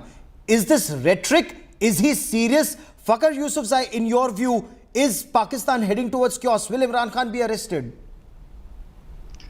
Thank you very much, Gaurav. It's a big drama. We are watching this from last almost 9 years, from 2014 when Imran Khan was sitting in Islamabad in D Chowk, and from his 126-day dharna to 2023, we are seeing this type of dramas every day on the daily basis. I think so the Pakistan problem is not to arrest Imran Khan or not. The Pakistan problem is right now a security situation, collapsing economy, inflation. These are the biggest issue right now for all the nation in Pakistan. Imran Khan is nothing, I think so. He is trying to protect himself with the help of his worker. I think so. He's not a leader. He's not a political person. If he's a political person, he should go to jail. What is that? We have seen lots of people, Benazir Shaheed, Asif Ali Zardari, Mian Nawaz Sharif, Maryam Nawaz, Shehbaz Sharif, everyone, including Maulana Fazlur Rahman. No, that's a good point. Why is Imran Khan scared to go to jail? We'll discuss that in a moment. Rana Sanaullah, the interior minister, he says, and so do PDM leaders, that Imran Khan is a drug addict. He's scared to go to jail because his drugs will be caught out. Fakhar Yusufzai, am I right? Is that the problem? Is that the reason why Imran Khan doesn't want to go to jail? Actually, Gaurav ji, वो वैसे कहता तो है कि मैं बड़ा बहादुर leader हूं, लेकिन वो बड़ा डरपोक मुझे लगा अभी तक जो मैंने उसको देखा है। बिल्कुल सही है, ही इज एडिक्ट, वो करता है ये चीज जिसकी वजह से ही is not ready to go jail, क्योंकि वहां पे तो ये चीजें नहीं होंगी। वहां पे आपको ये तो नहीं है कि मतलब आपने एक टांग पे प्लास्टर बांधा हुआ और आप यूं करके लेटे हुए, कभी जिले शाह के फादर को बुलाते हैं कंडोलेंस के लिए और इस तरह की चीजें करते हैं। I think so this is not a leadership, it's a big drama. जिसका बेटा मर गया, जिसका बेटा मारा गया, उसको आप 2.5 घंटे इंतजार कराते हैं जी। Or let me also bring in Colonel Rohit Dev. Colonel Rohit Dev, where is the Pakistan army in all of this? And I'll get Alia also to respond to that, because Pakistan army could be a stabilizing factor, but this instability seems to be increasing, Colonel Dev. It is rightly so, Gaurav, and because, you know, a puppet show can be stopped by the person who's controlling the puppet. And in this case, what's happening is like a normal puppet show. The crowd also wants to keep the show alive. So there is a link which is running right from the military and going down till the people. So military is also a little scared and skeptical of what action to be taken. So to say that it's a democratic country, they've just come out of the FATF, lane as well. This country is trying to show that the police has gone to, arrest an individual who's been given a non-bailable warrant. But if you see the legal connotation of the entire drama which is happening, there is still time for 18th March, and there is no rush or was no rush to go in this fashion to arrest him. And like the previous speaker said, that they have seen this drama being evoked many a times. I think this is one such case. Stepping in of the Pakistani army to take control maybe today and tomorrow is out of question, because that will put Pakistan again on a back foot, because it's now trying to seek a lot of money for many things across the world. Let me get Alia to respond. Let me get Alia to respond to this. Alia, Pakistan की जो army है वो किसके साथ है? वो मरियम नवाज के साथ है या वो इमरान खान के साथ है? वो और क्या आलिया इलेक्शंस होंगे पाकिस्तान में या पोस्टपोन होंगे, जिस तरह की बातें मरियम नवाज कह रही हैं? Gaurav, I think Pakistan army is with themselves because somebody is saying that there maybe there is opportunity for someone or for a few stakeholders who can say that this is the situation. So, जो मुल्क है वो इस तरह नहीं चल सकता, so we can take over. No, this is option out. No, this option is totally out. Okay. Because first of all, our economy is collapsed. Yes. And this is not the time, because army, whenever they want to take over, they need money. They will come when country is very prosperous. They will not come in this situation. And secondly, there is a big campaign against institutions. You know that. Imran Khan and his supporters, they run aggressive campaign, and there is division in society. So I don't think that this is the time for army to take over. General, that's a very interesting point. There are other. So go on, Alia. Quickly complete your point, ma'am. Boliye. Can I say one more thing, that there are other ways how they can rule, because somebody say puppets. Yes, that is true. He is their puppet, and all political parties in Pakistan, here is their role to construct party, to build leaders, and after that they said, no, he is not right for us. Now, this is the time to, what I want to say. So there are other ways to rule this Pakistan country. Army will rule by proxy, but the situation right now. Politicians, yeah. Okay, the situation right now, General, one would have thought that political parties will come together. But this war, it's a blood feud between Maryam Nawaz on one side and Imran Khan on the other side. They hate each other. They want each other dead. Is it your assessment, General, that Imran Khan, if arrested, this is his fear, he may end up like Benazir Bhutto, assassinated by a so-called terrorist, or Zulfikar Ali Bhutto, hanged by the army? You're absolutely right, Gaurav. First of all, we must remember, that the Pakistan army today is not as strong as it was perhaps in 2018. General Bajwa was a much stronger chief. He had already been chief for 2.5 years by that time. And the whole concept of a selected prime minister, you yourself used to call him a selected prime minister. We used to all call Imran Khan a selected prime minister. Today, Pakistan army, I'm not sure. I speak to analysts in Pakistan and they tell me that the Pakistan army doesn't have it in it to be able to carry out the act of selecting a prime minister. So that is something which is quite doubtful at the moment. The Pakistan army, to my mind, will stand by at the moment and keep watching this turbulence, hoping like hell that it will resolve itself. Also, the other factor you got to remember, the IMF loan which is to come to it, the tranche of $1.3 billion which has to reach Pakistan. If the Pakistan army takes over, the IMF is not going to write that check in a hurry. Absolutely. And this is something that has to be kept in mind by all analysts. The Pakistan army is going to keep itself away from all this because it knows the moment it steps in, money is going to dry up. Okay. And so that's a very, very important aspect. Will Imran Khan be arrested tonight or in the days ahead? Fakhar Yusufzai, look at the number of police personnel. We are now told Pakistan Rangers have gone in, and now it is the majesty of the Pakistani state. Imran Khan can't defy the Pakistani state 3 times. Police 3 बार लौट के जा चुकी है. अगर आज भी police बेरंग लौट गई, बिना गिरफ्तार किए लौट गई, तो Imran Khan will be bigger than the Pakistani state. लेकिन अगर इमरान खान अरेस्ट होते हैं तो इमरान खान के बाद लीडर कौन है? शाह महमूद कुरैशी होंगे, शेख रशीद होंगे, कोई और होंगे, या पाकिस्तान तहरीक इंसाफ पार्टी टूट जाएगी? सबसे पहले तो मैं ये बता दूं, मुझे नहीं लगता कि आज भी इमरान खान नियाजी साहब अरेस्ट होंगे, पहली बात. फिर उसके बाद आप कहते हैं कि जी स्टेट ऑफ पाकिस्तान, तो स्टेट ऑफ पाकिस्तान ही ने उनको 2018 में जिस तरीके से जितवाया था, मेरे खैबर पुख्तनख्वा में 2 दफ़ा ये लोग जीत चुके हैं. वहाँ पे मैं 2013 और 18 दोनों को मैंने कवर किया एज ए जर्नलिस्ट, दोनों इलेक्शन, जनरल इलेक्शंस को. जो कुछ वहाँ पे हमने देखा और जो कुछ वहाँ पूरे पाकिस्तान में हुआ, तो इमरान खान साहब को वैसे लाडला नहीं कहते. मैं ये नहीं है कि मैं कोई कहता हूँ कि शहबाज शरीफ या नवाज शरीफ बहुत अच्छे हैं, but Imran Khan is not a choice. ठीक है.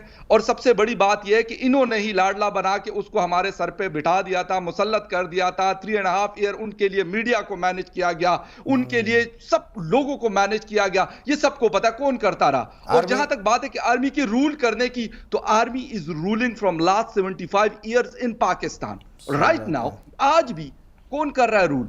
कौन कहता है कि Shahbaz Sharif is a prime minister? He is a prime minister but on the front, not जिसे कहते हैं कि मैं ये नहीं कह सकता कि वो एक प्रॉपर प्राइम मिनिस्टर है कि वो डिसीजन वहीं पे पीएम ऑफिस इस्लामाबाद में हमारे होते हैं, कभी नहीं होते. जिस दिन हमारे डिसीजन इस्लामाबाद में पॉलिटिकली होने लगे, तो गौरव जी हमारी जो हालत है ये चेंज हो जाएगी, हम बेहतरी की तरफ जाएंगे. लेकिन इस वक्त गवर्नमेंट भी एक मतलब एक डिफिकल्ट जिसे कहते हैं सिचुएशन से गुजर रही है. Is Imran Khan then a Frankenstein's monster created by Pakistan army, and now Pakistani state does not know how to handle him, and he's calling for the court martial of General Qamar Javed Bajwa? एक तरफ मरियम नवाज साहिबा कह रही है, I think 30 seconds. The Frankenstein has got also the popular support in many quarters of Pakistan. Of the jihadis. Pakistan is in a economic abyss. Pakistan has got a problem of internal conflicts. Pakistan has to see more than one front. You see, today they went to his place to arrest him, and the entire chaos has erupted all over Pakistan. So he does not have a non-popular mandate. He does have a little popularity there, and that is what the Frankenstein is all about. So the people now are invested in him, and he has been talking to the people since he has been ousted. So I think that there is a big game ahead, and I mean, if he doesn't get arrested today, it's a hat trick of sorts. So he will be very reveling in that kind of a drama. But I'm quite sure he'll be produced in front of the court by 18th of March. They cannot take more than this. And he might be on, Shah, out on bail again. and you know, their team of very able reporters in Pakistan will be reporting on this big story. But for joining me, Alia Shah, Fakhar Yusufzai, General Atta Hasnain and Colonel Rohit Dev, as always, many thanks. We will be tracking developments in Pakistan very closely, because you must know what's happening on the other side of the hill. To be forewarned is to be forearmed, especially about what's happening to your adversaries. A quick break. Business Today, that's coming up next. Stay with us.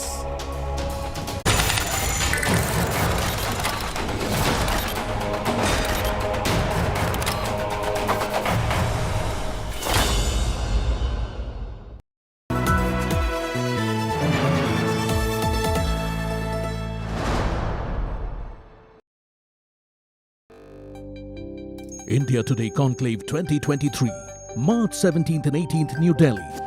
Listen to Prime Minister Narendra Modi, Justice Dhananjay Y. Chandrachud, Amit Shah, Sachin Tendulkar and Ram Charan. The India Moment.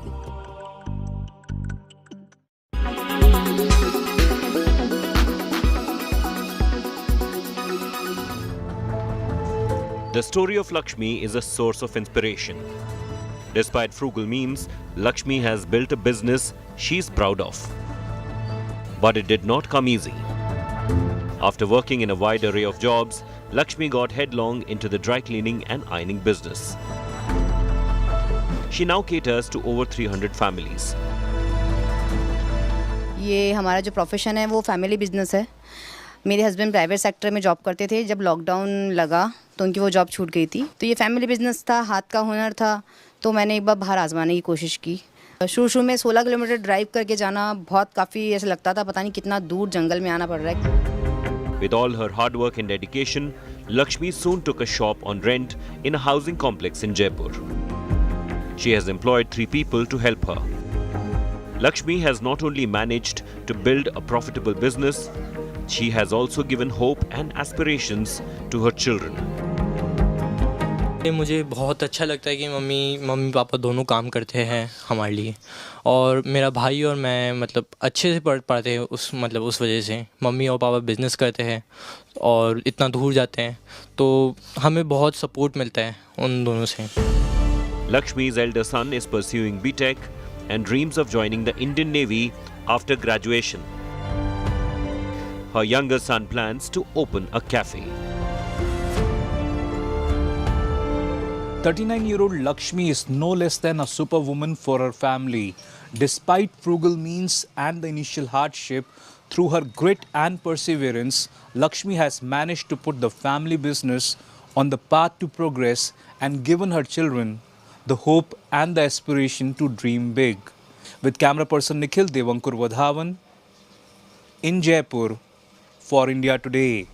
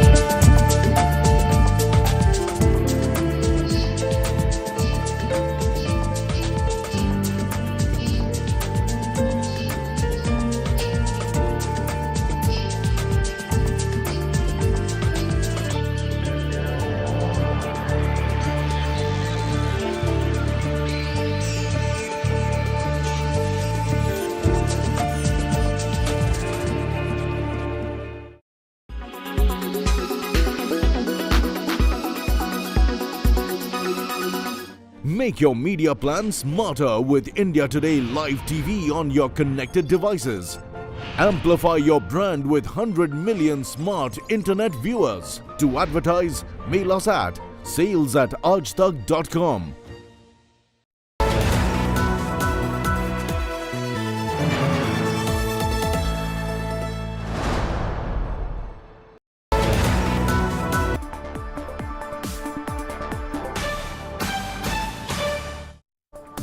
Very good evening. You're watching Business Today TV. I'm Nabila Jamal. Let me take you through the top news. Assurances by US authorities and even US President Joe Biden do very little to soothe investor nerves. Collapse of the Silicon Valley Bank reverberates across the world. Bank and financial stocks take the biggest hit. Use the Indian banking system instead of banks in the US. That's the message coming from IT Minister of State Rajiv Chandrasekhar to startups hit by the SVB debacles. It's a Business Today TV exclusive. Now, State Bank of India hikes its lending rate by massive 70 basis points, floating home loans to become more expensive. Other banks expected to follow suit soon. Huge sell-off in Adani Group shares yet again, and the issue brings the parliament to a halt. Investors lose as much as 44,000 crore rupees as Adani Enterprises hits the lower circuit in the trade. And Indian stock markets follow the global cues. Fall for a fourth straight day on Silicon Valley Bank jitters. Sensex down 338 points. Nifty down by 111 points.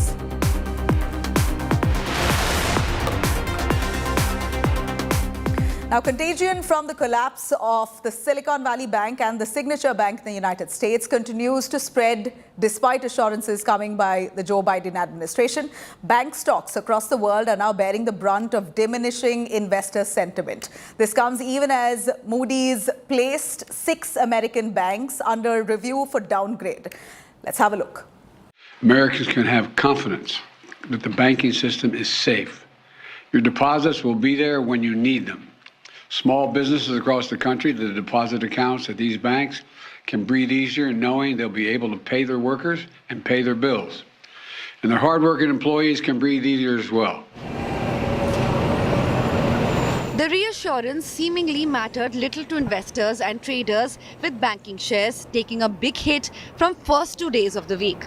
The emergency measures to provide additional funding to banks also did little to enthuse investors. Banking stocks declined in the US on Monday. And the worry spread to Asian markets on Tuesday, with bank indices plunging by more than 5%. Japanese firms were hit particularly hard, with anxiety about systematic risk leading the wider market lower. Analysts are now hoping that the US Federal Reserve will stop or at least slow its pace of rate hikes. I think people believe that this will now, cause the Fed to slow down or even pause for a while.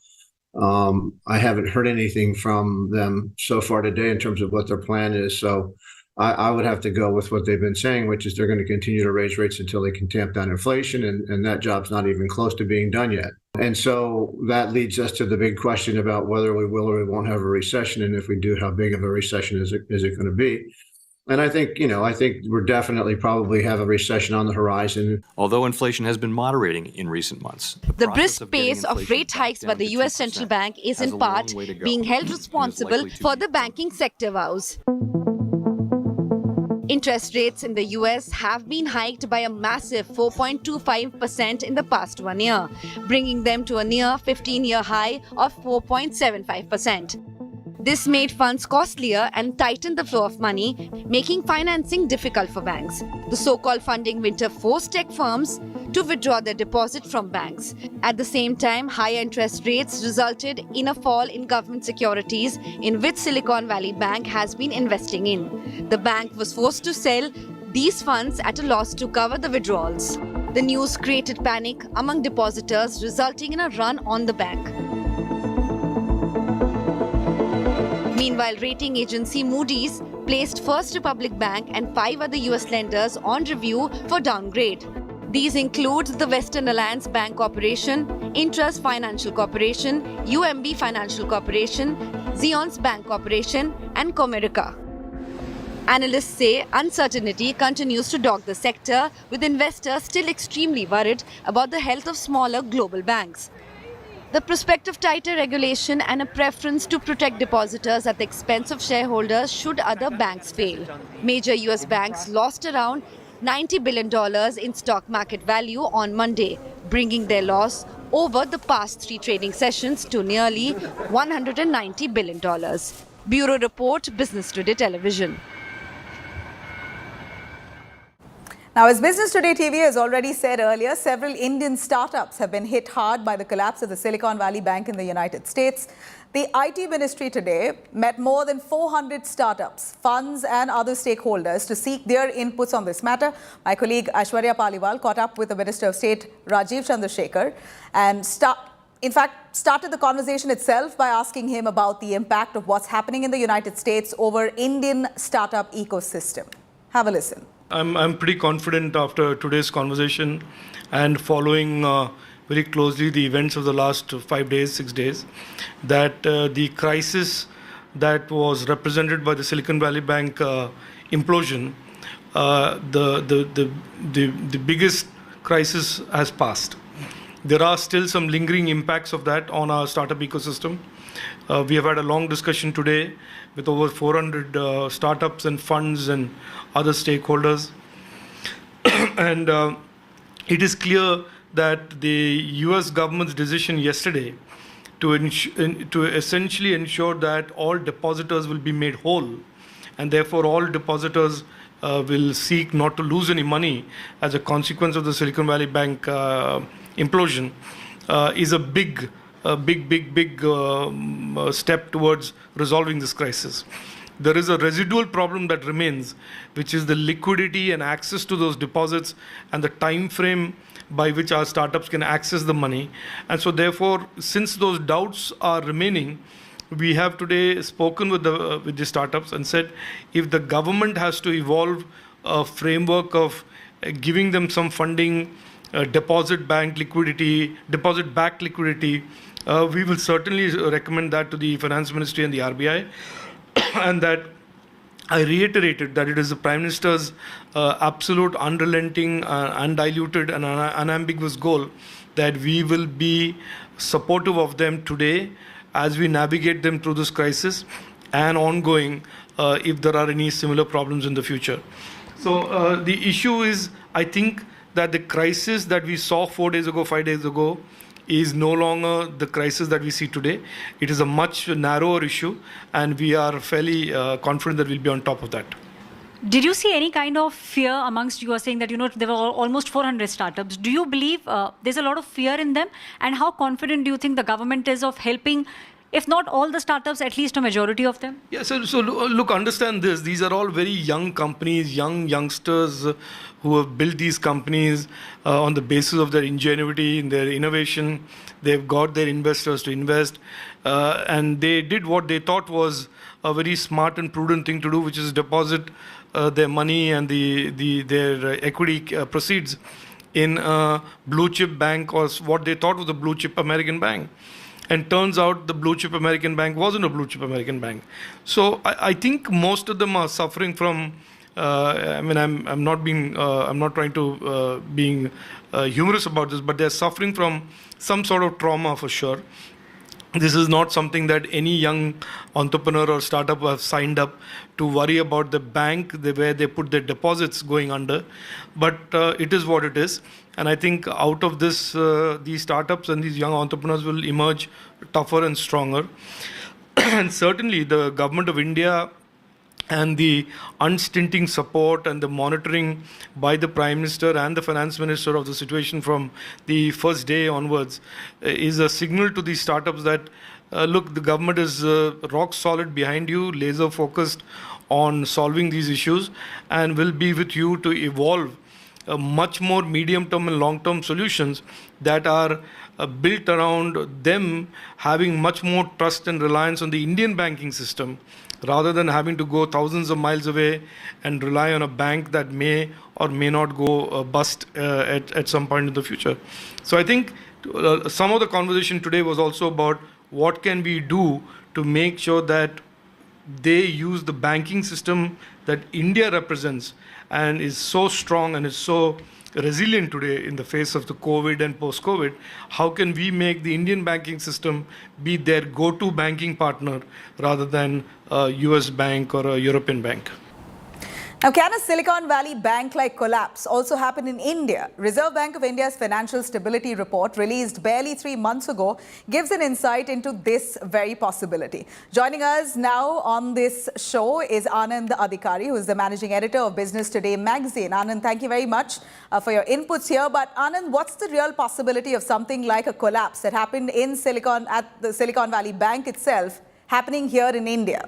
Very rare. The entire crisis at SVB started, with the losses in its, investment book, because there's a pressure on, this mark-to-mark losses because of a 450 basis point hike, the Fed rate. Now, if you look at India, the rate hike, is like 250 basis point, since May last year, which is little over half, than what the US did.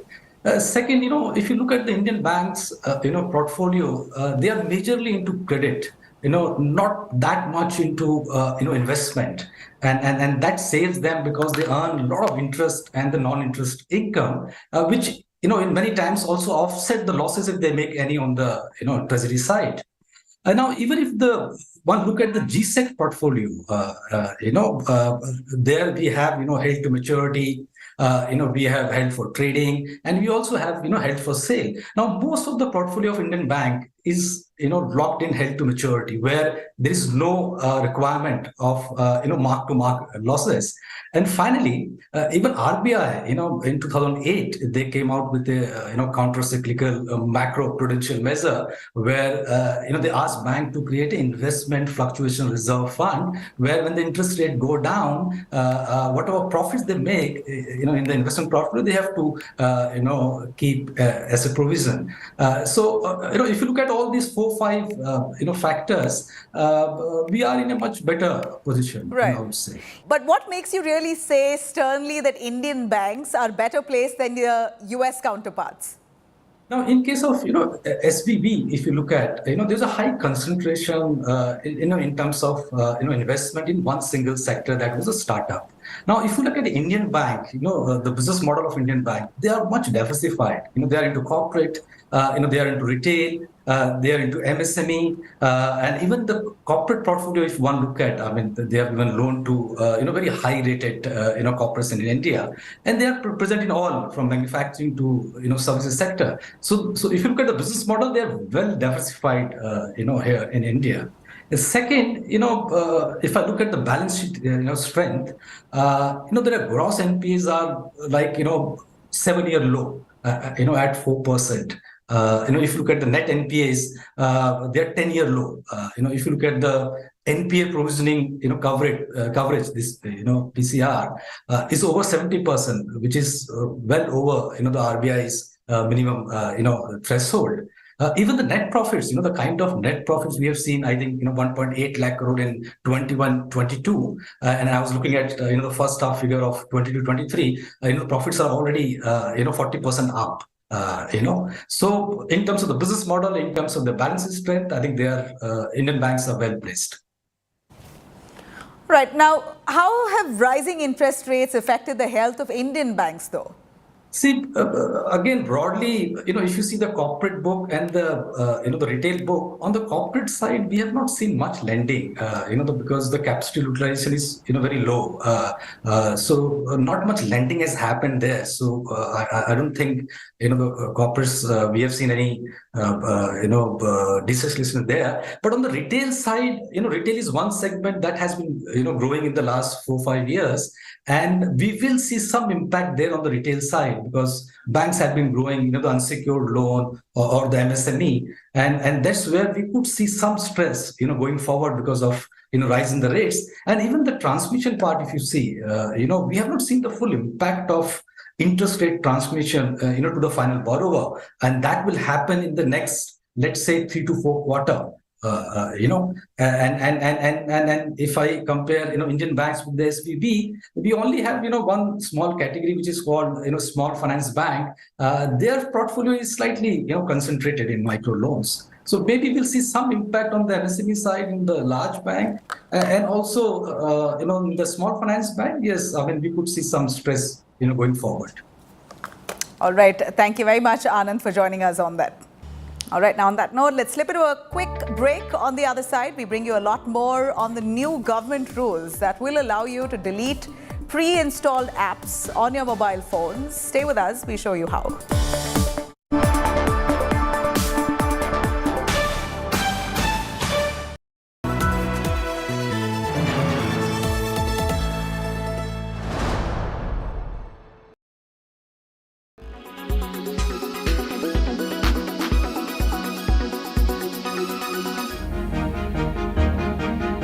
Age is just a number. This line fits perfectly for Dharam Chand from Haryana. He is 86 but is still running, jumping and winning medals. His secret? मैं बच्चों को सबको यही प्रेरणा देता हूँ कि आप मेरी तरह ग्राउंड के साथ जुड़े और सब वैभव से मुक्त होकर आप अपनी सेहत को, अपने शरीर को ठीक रखें। सन 68 से लेकर आज तक मैं कंटिन्यूड रेगुलर पोजीशन लेता आ रहा हूँ। The 4th National Masters Athletics Championship, which recently took place in Kurukshetra, saw more than 2,400 participants from 22 states. 72-year-old Mahavir Singh is one of them. मैं यही संदेश देना चाहता हूँ, भाई नशे से दूर रहें और खेलों से जुड़ें। आप खेलना जरूरी है, कोई जरूरी नहीं कोई मेडल जीते। मेरे को 40 साल खेलते हुए हो गए हैं और 20 साल से मैं इसमें मास्टर एथलेटिक एसोसिएशन में खेलता हूँ। Several women also participated in different events. हमारे टाइम में लड़कियों को खेलने का मौका नहीं मिलता था, तो एक अच्छा प्लेटफॉर्म मुझे लगता है कि ये हमें मिला है कि इस उम्र में आके भी हम मेहनत करके अपनी अचीवमेंट दे सकते हैं। और एक ये ऐसा प्लेटफॉर्म है कि इस पे अगर आप आएंगे तो शायद मुझे जो लगता है, अपने जीवन से जो लगता है कि हम किसी गलत ट्रैक पर नहीं जाएंगे। The message these athletes are sending is, it is never too late to chase your passion. Bureau Report, India Today.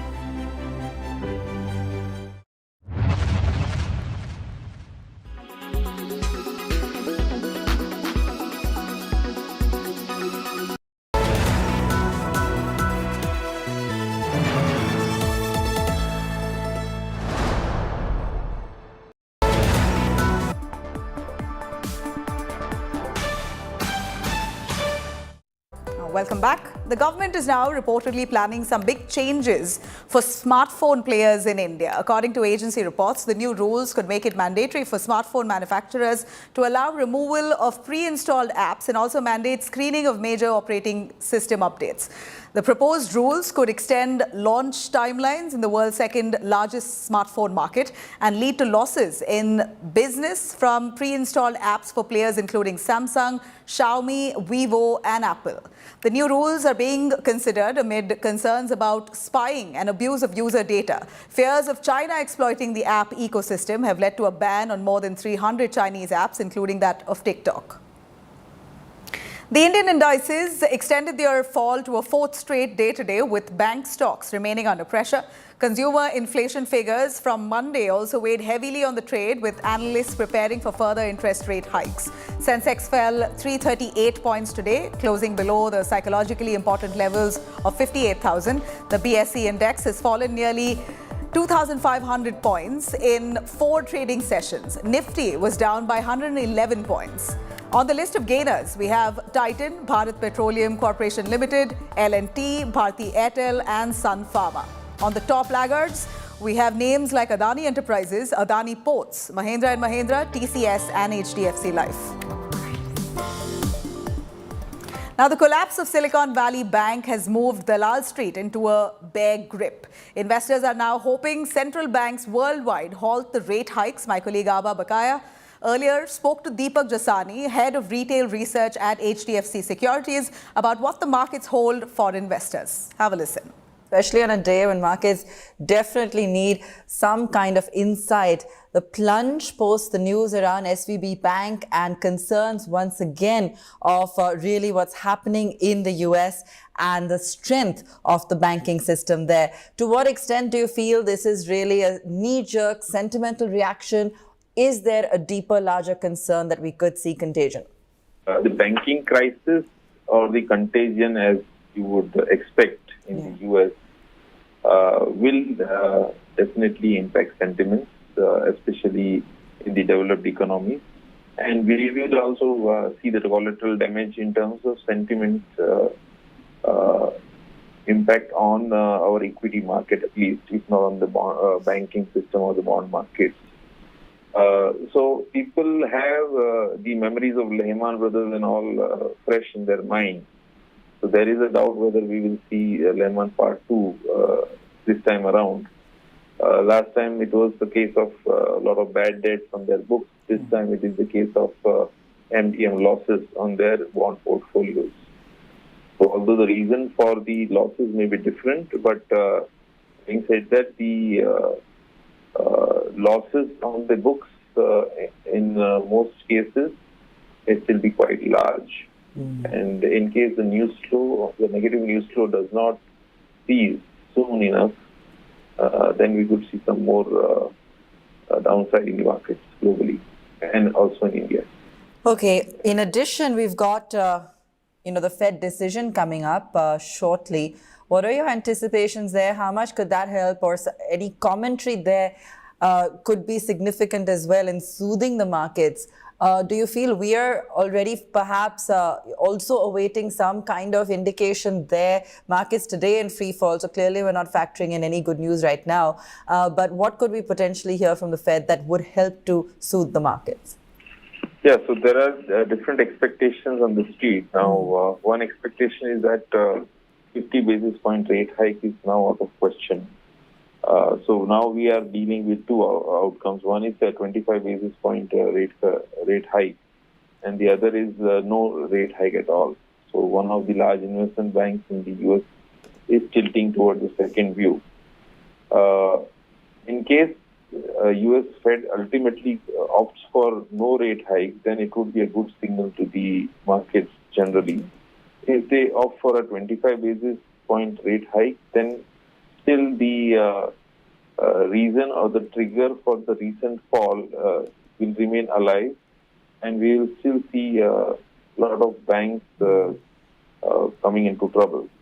So I think a no rate hike kind of a situation out of the US Fed meet will be welcomed by all at this point of time.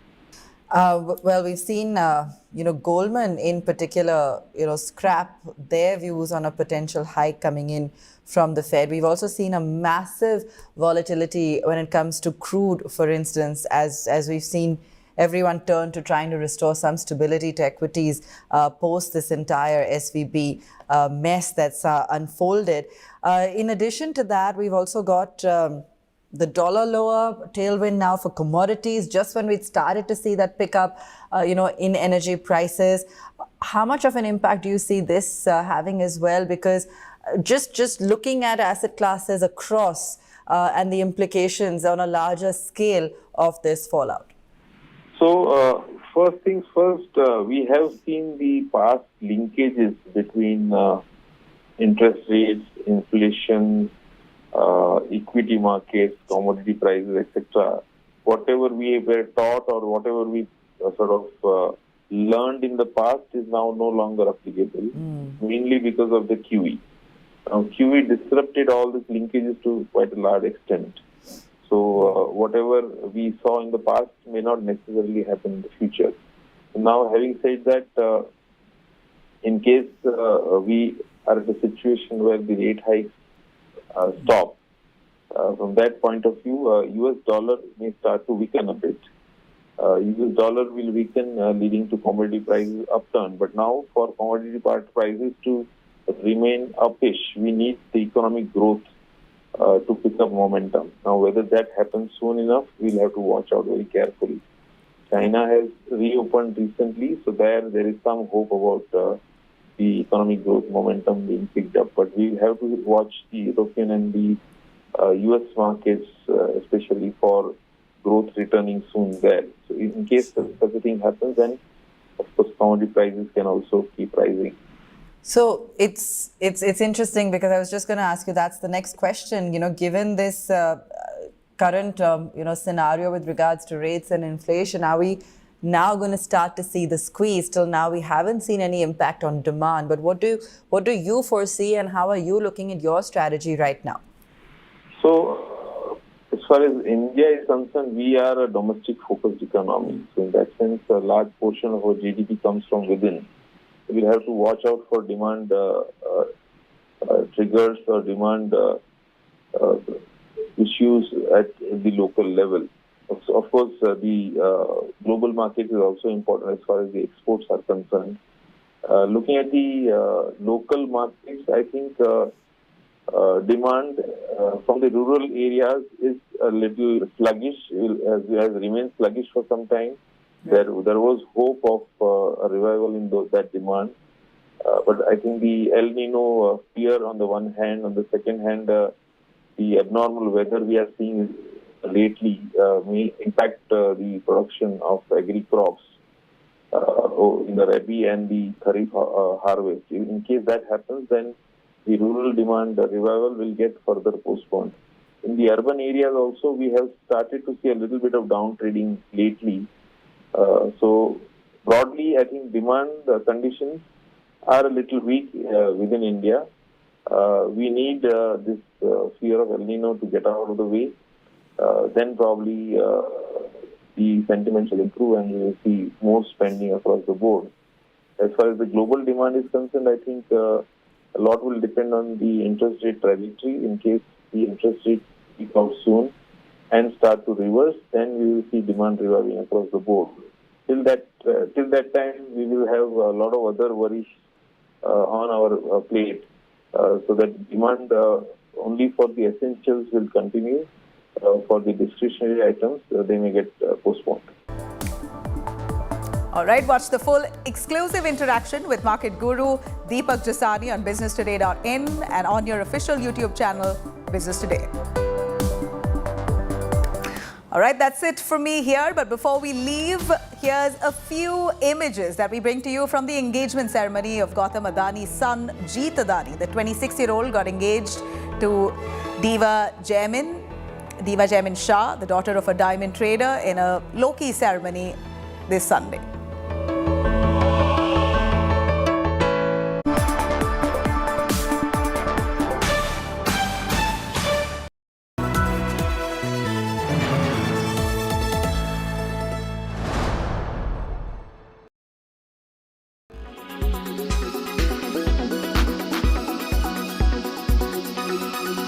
Clean air to breathe, clean water to drink, clean earth to live. These are no more natural. Instead, what is natural is toxic air smothering life,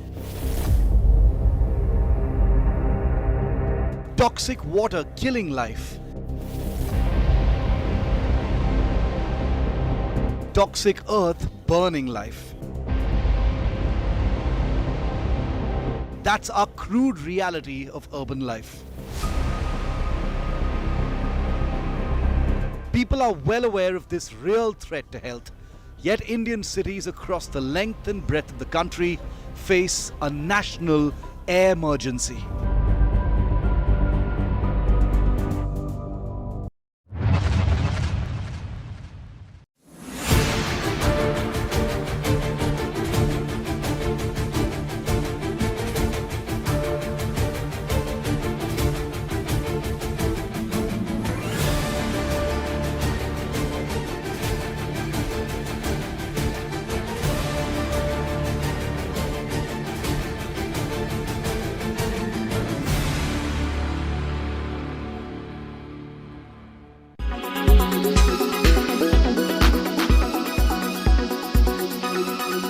Make your media plan smarter with India Today Live TV on your connected devices. Amplify your brand with 100 million smart internet viewers. To advertise, mail us at sales@aajtak.com.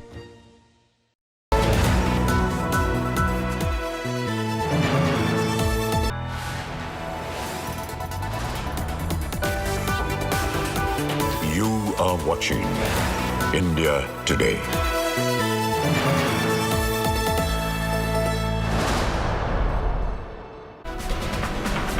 Hello, you're watching India Today and I am Aishwarya Paliwal. Let's start the show with the headlines. Arrest imminent for former Pakistani Prime Minister Imran Khan. Cops gherav his residence. Angry Imran supporters gather. Non-bailable arrest warrant pasted outside his house in Lahore.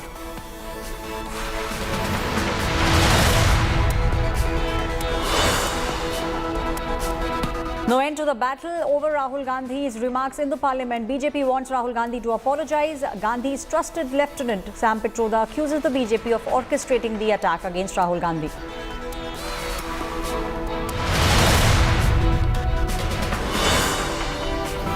Karnataka BJP strongman Yediyurappa claims son will contest polls in the upcoming elections in Karnataka. CT Ravi hits back, says the decision on tickets will be taken by the party top brass.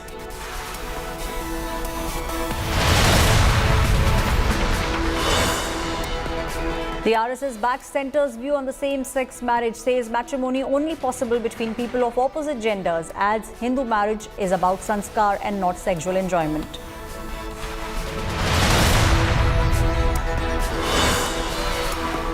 The Supreme Court junks government plea on more compensation from Union Carbide in the 1984 Bhopal gas tragedy. Supreme Court says the settlement amount is sufficient.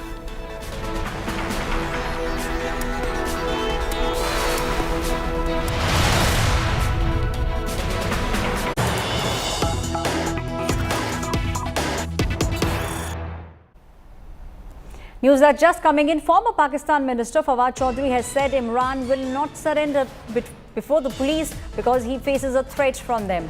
He's also added Imran at all will surrender to the court. A hearing is likely to be held tomorrow. New videos from Pakistan are showing angry Imran Khan supporters resorting to arson and blocking the Islamabad expressway and protesting. Crowds have also taken to the streets in Rawalpindi against the police action.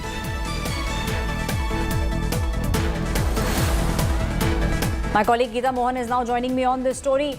Geeta, very disturbing images coming from Pakistan at the moment, and it looks like people will spill onto the streets and we could see some kind of ruckus taking place across Pakistan. Ashwarya, the fact that the kind of scenes that we're seeing clearly show the kind of support Imran Khan still enjoys. And while there is a lot of political bickering and backlash and to a back and forth when it comes to the non-bailable warrant, does he have protective bail and for which case? This is the Tosha Khana case that we're talking about, where the court has very explicitly said that this is a non-bailable warrant wherein Imran Khan has to be arrested and be produced in front of the court on the 18th. Today is the 14th of March. The police authorities had time, but they were waiting for this non-bailable warrant. They did. The Imran Khan camp did manage to get protective interim protection from arrest in another case, but not in the Tosha Khana case. And now we're looking at scenes of clearly a huge support for Imran Khan outside his residence in Zaman Park, but there are police. Geeta, just hold on for a minute. From Lahore, Tala Saeed is now joining us on the story. Very disturbing visuals, Tala, coming to the fore. It seems like Pakistan at the moment is burning. Well, Shreya, the thing is that not only the images are disturbing, but the scenes here in Lahore are also disturbing, as well as the angry PTI workers are on roads after police tried to arrest Imran Khan. Islamabad police to Lahore yesterday, and now at this moment the workers are scattered all over Lahore. Like right now, they are protesting on Mall Road as well, on Zaman Park as well, really led by the nephew of Imran Khan, Hassan Khan Niazi. They just reached at Zaman Park, and they were accompanied by thousands of people at that moment, and they just reached Zaman Park.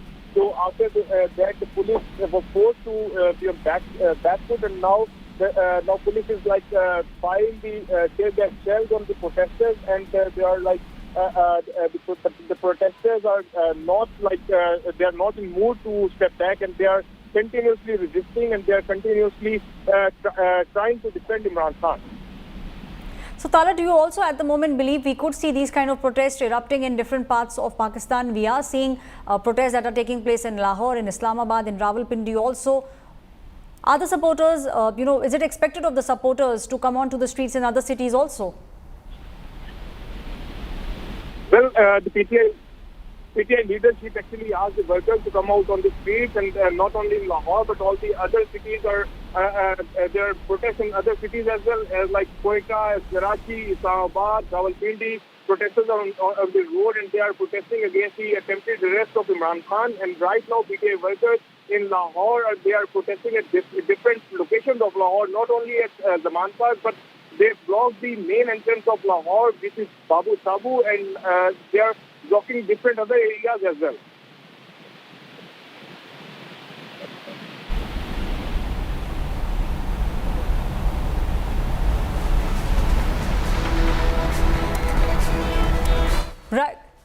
Right, Tala, thank you for giving us all those details. Now let's listen into what former Pakistan Minister Fawad Chaudhry had to say on what's taking place inside Pakistan at the moment. पहली बात तो यह है कि ये humanly ही possible नहीं है कि आप हर केस में खुद पेश हों। इमरान खान 8 तारीख को पेशावर जब इस्लामाबाद गए 4 अदालतों में पेश हुए, F8 कचहरी में पेश नहीं हुए। और क्यों पेश नहीं हुए? स्पेसिफिक थ्रेट हमारे पास मौजूद था, जिसको वेरीफाई किया गया, और थ्रेट ये था कि F8 कचहरी में असैसिनेशन अटेम्प्ट होगी इमरान खान के ऊपर। जब हम हाई कोर्ट में पेश हुए, उसके बाद हम टेररिज्म कोर्ट्स में पेश हुए, तो वहाँ पे भी पेश होने में कोई प्रॉब्लम नहीं था। लेकिन इस स्पेसिफिक थ्रेट की वजह से हमने इस्लामाबाद कोर्ट को रिज्यू किया, लाहौर इस्लामाबाद हाई कोर्ट को, और वहाँ पे हमने उन्हें कहा कि जी इस जगह के ऊपर स्पेसिफिक थ्रेट है, आप दो काम कर दें, या तो हमें ये कर दें कि ये जज साहब जो हमारी हाजिरी लगानी है ये आके ये जो जुडिशियल कॉम्प्लेक्स है यहाँ पे लगा लें क्योंकि ये फेयरली सेफ है, या फिर हमें वीडियो लिंक की आप सहूलत दे दें। वो केस जो है वो 15 तारीख के लिए इस्लामाबाद हाई कोर्ट में फिक्स है। जो ये जज साहब की इंसिस्टेंस है कि नहीं इमरान खान एफआईआर कचहरी में है, ये इंतहाई गैर कानूनी है और इसके ऊपर कोई, और ये ऊपर से ये केस भी बिल्कुल, जैसे अभी आपने तोशा खाना का जिक्र किया, तोशा खाना के केस में इमरान खान के वारंट जारी करना एक सरीहन एक मजाक है।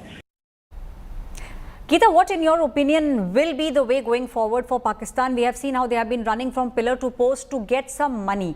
Now, given what's taking place politically, do you believe that's something which will become very difficult for Pakistan as a country? Well, it is going to be very difficult, but that's the work of the administration, and they have a government, a working, functional administration. But how functional will they be if Imran Khan is arrested? We are looking at very difficult times, Aishwarya. If Imran Khan is arrested today, we'll see a very restive Lahore, is also a very restive Islamabad. So the administration has to be very careful in what their next steps are going to be with regards to Imran Khan's arrest. Thank you, Geeta, for joining me with all those details on this story. Now, there's a big political showdown that is taking place inside the parliament. For the second day, the House did not function effectively as the Bharatiya Janata Party insisted on an apology from Rahul Gandhi over the remarks that he made against Prime Minister Narendra Modi and the country in the United Kingdom. In fact, the Sangh Parivar has also widened the attack on the Gandhis. The RSS has objected to Rahul's comparison of the outfit with that of the Muslim Brotherhood. The Congress, meanwhile, is persisting that there should be a joint parliamentary committee which should probe into the Adani stock crisis. Watch this report. Another day in Parliament, another washout.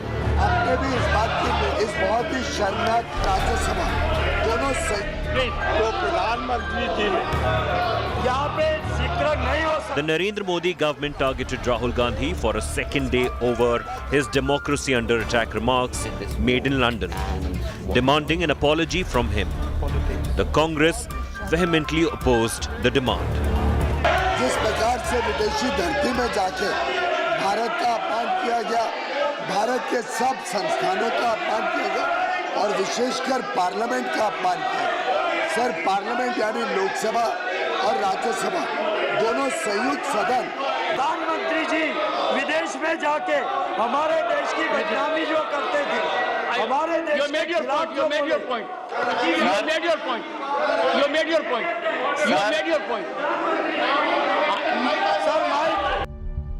Rahul is under attack from the RSS as well.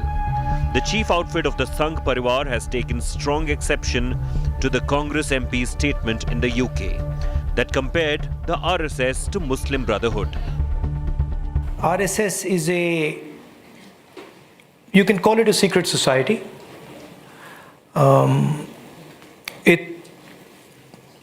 It's built along the lines of the Muslim Brotherhood, and the idea is to use the democratic contest to come to power and then subvert the democratic contest afterwards. वो संघ के बारे में कहते तो मैं इतना ही कहूँगा, कांग्रेस के उनके पूर्वजों ने भी संघ के ऊपर बहुत सारे ऐसे किया। देश के लोग भी, दुनिया के लोग भी संघ को अपने अनुभव से देख रहे हैं, सीख रहे हैं। रियलिटी क्या है सबको मालूम है। The saffron team, in fact, has widened its attack on the Gandhis. Union Minister Anurag Thakur has cited a report by Financial Action Task Force. The FATF, in a report without taking names, referred to the sale of a painting by the Gandhis to former Yes Bank chief Rana Kapoor. The banker, now an accused in a money laundering case, had claimed to the ED that the money was allegedly in lieu for a Padma award. Priyanka ji, who forced Rana Kapoor to pay 2 crore rupees bribe or 2 crore rupees for the purchase of a painting? Who is Mr. R who has been involved?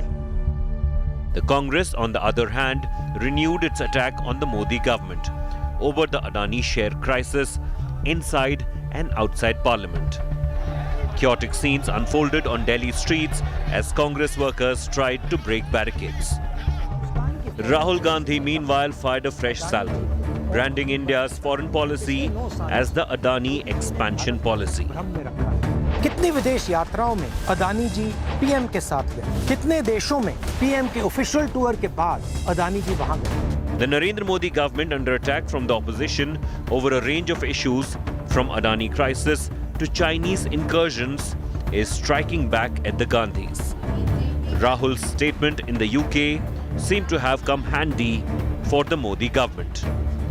Bureau Report, India Today. Now, Priyanka Gandhi is finding herself in a huge controversy. An FATF, which means the Financial Action Task Force report, has cited that there was a sale of a painting by a former banker to a close family member of the previous ruling regime. Now, this global agency has not named anyone, but the Bharatiya Janata Party is saying it's clear from the report that they are referring to Priyanka Gandhi, and the former banker that they are talking about is Yes Bank chief Rana Kapoor. The former banker had claimed to the Enforcement Directorate that the money was paid as a bribe for a Padma Award. Watch this report. This innocuous painting of Rajiv Gandhi by legendary artist M.F. Hussain is in the midst of a political storm. Gifted to Rajiv Gandhi when he was the Prime Minister in 1985 by the painter himself, it was then a few years ago sold for a whopping 2 crore rupees. So who bought it? Rana Kapoor, co-founder of Yes Bank, but more importantly, named as the main accused in the Yes Bank scam. According to an Enforcement Directorate charge sheet released last year, Rana Kapoor admitted to the agency that he was forced to pay for what he called a mediocre painting in exchange for a Padma Bhushan. The 2 crores that he paid was allegedly used for Sonia Gandhi's treatment. So why is this revelation back in the news? Well, a recent Financial Action Task Force report on money laundering and terrorist financing in the art and antiquities market. Without directly naming anyone, the FATF in its report notes that a CEO of an Indian bank purchased mediocre art from politicians and in turn paid huge kickbacks through banking channels, projecting them as genuine pieces of art. Yes Bank accused Rana Kapoor has been used as a FATF case study. It is mentioned that overvalued art was used as kickbacks in exchange of award and as a modus for money laundering. The FATF report has now opened up a political can of worms for the Congress, with an old letter from Priyanka back in focus now, thanking Rana Kapoor for buying the Rajiv Gandhi painting. The BJP has now lashed out at Priyanka Gandhi Vadra over the FATF report with one question: who is Mr. R? Corruption एक art या art से corruption कैसे हो, ये art भी कांग्रेस और गांधी परिवार से सीखनी चाहिए. With Paintgate back in focus, the Congress is maintaining a stoic silence on the issue, with their top leader Priyanka Gandhi now in the dock. With Munish Pandey in Delhi, Bureau Report, India Today. Now, with just months to go for the Karnataka elections, the commission allegations are back to haunt the bommai government. Now, this after the State Contractors Association raised allegations of corruption once again. The contractors are alleging officials are demanding commission for clearing their dues. The Congress was quick to lash out at the Chief Minister, Basavaraj Bommai, over the corruption charges that are being levied by the contractors at the moment. Watch this report.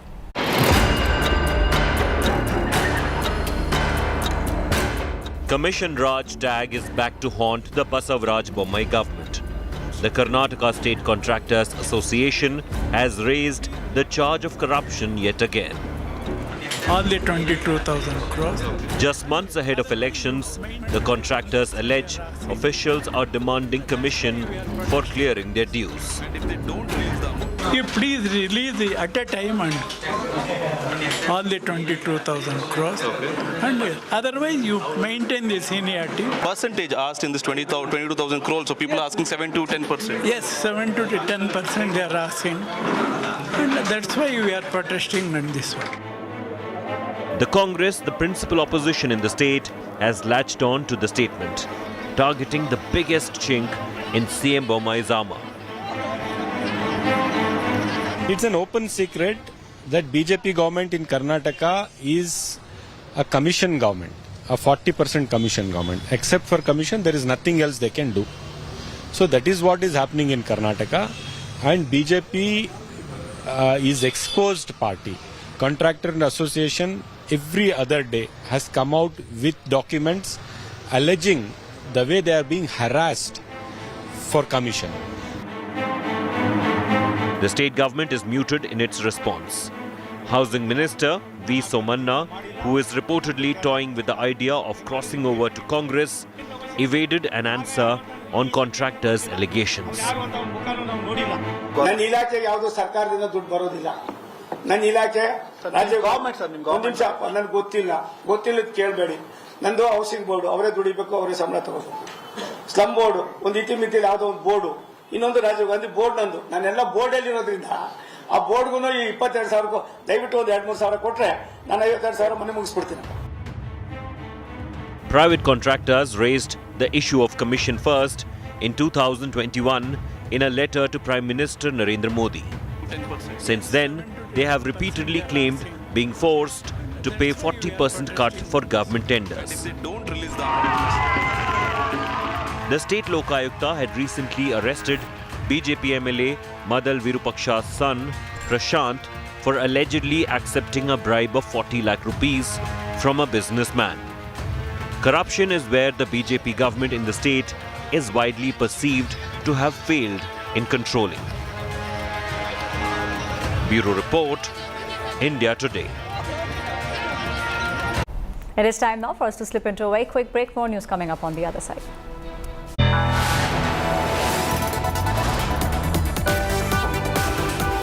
You are watching India Today.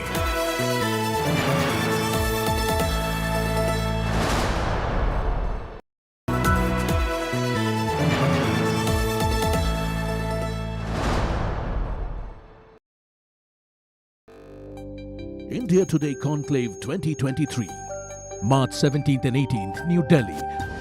Listen to Oscar awardee Natu Natu's Ram Charan. The India Moment.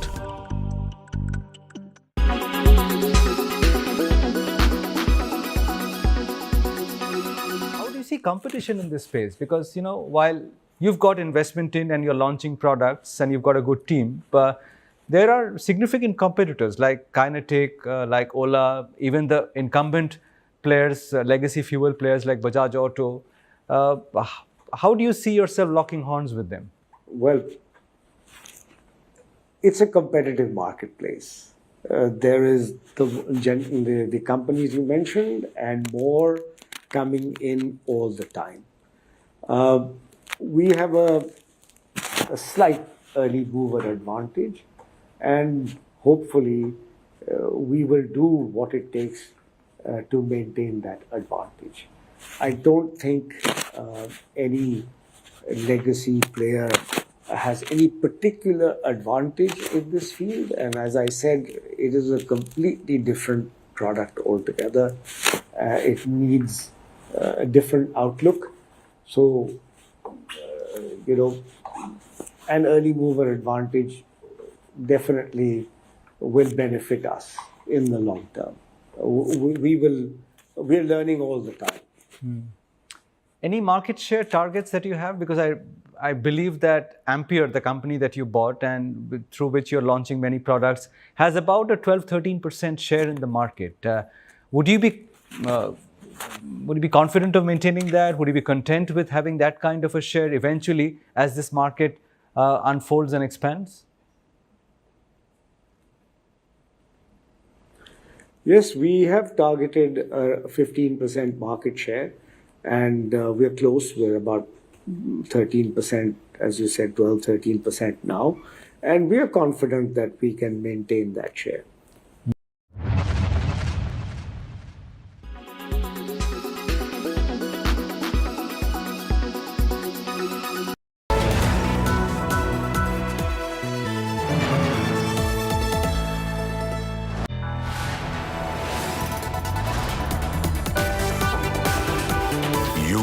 Watching India Today.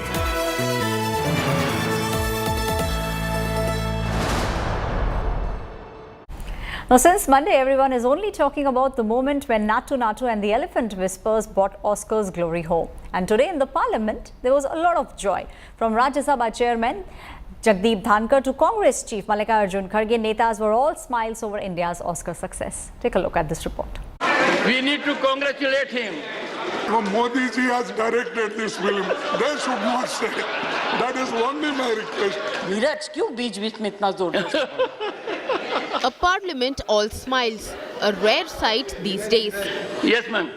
Keeping aside their political differences, MPs on Tuesday paused their work to praise the makers of the Elephant Whisperers and RRR's Natu Natu song. And why not? India lifted 2 trophies at Oscars 2023. A recognition that made every Indian proud. I wanted to share with the House.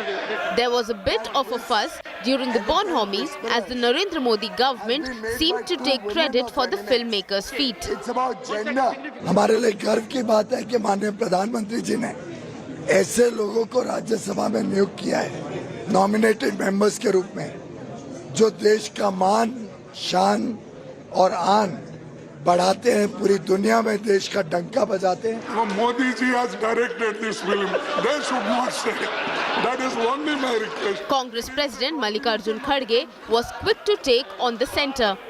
I also join to congratulate both the awardees.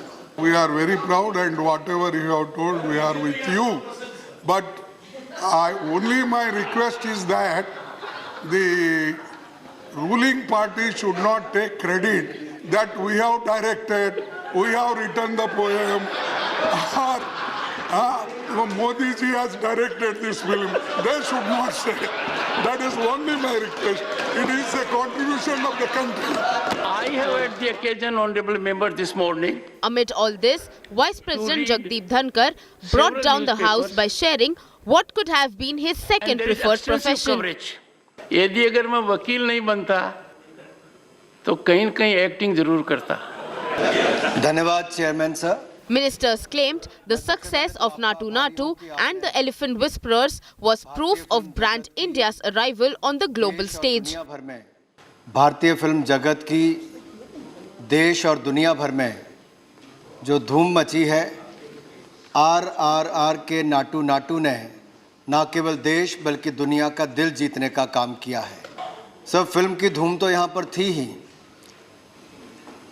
लेकिन Indian film content को आज दुनिया ने, और मैं कहूँ brand India has arrived and it is just the beginning.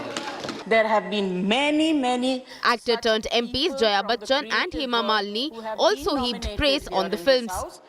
I'm so happy and I'm so glad that we are discussing the most important ambassadors of this country, and they are the film folks. Does not matter whether they're from north, east, south, west, they are Indians.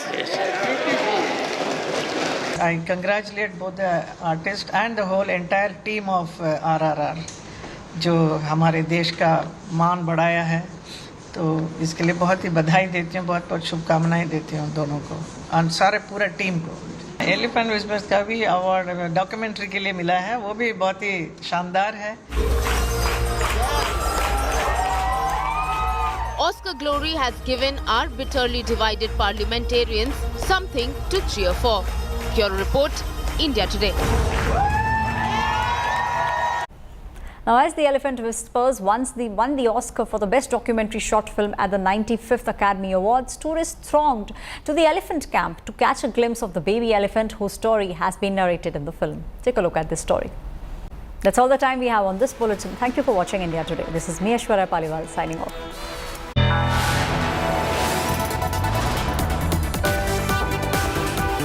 You are watching India Today.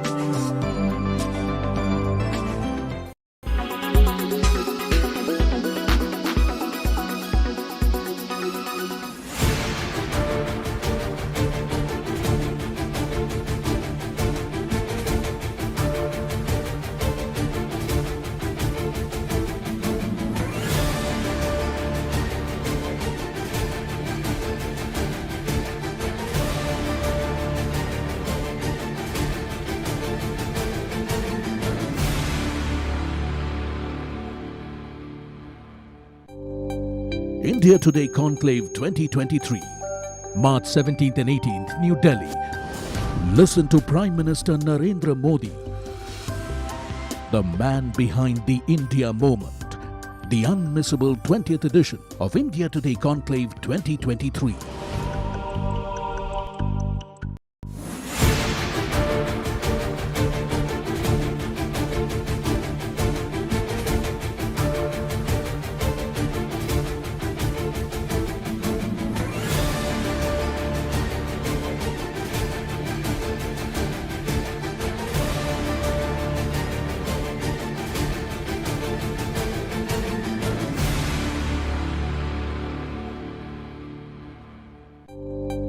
India Today Conclave 2023, March 17th and 18th, New Delhi.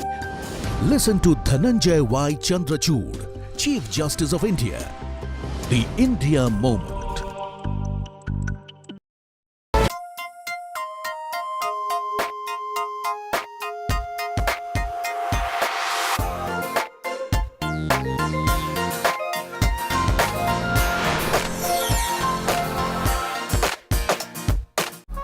Welcome, you're watching In the Club. I'm Dipali Patel. This is where we get you the latest from the world of showbiz. Award season has come to an end, but Oscar hangover is still there.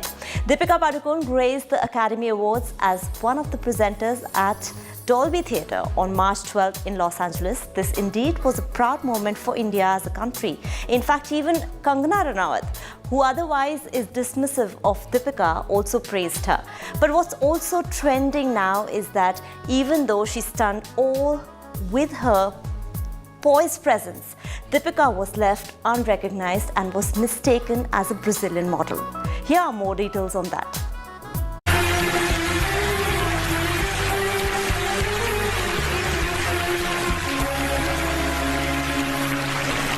Irresistibly catchy chorus, electrifying beats, and killer dance moves to match have made this next song a global sensation. Deepika Padukone proudly represented India as one of the presenters at this year's Oscars. It plays during a pivotal scene in RRR, a movie. She walked the champagne carpet looking regal in her black velvet Louis Vuitton gown, and complementing her look was her diamond jewelry.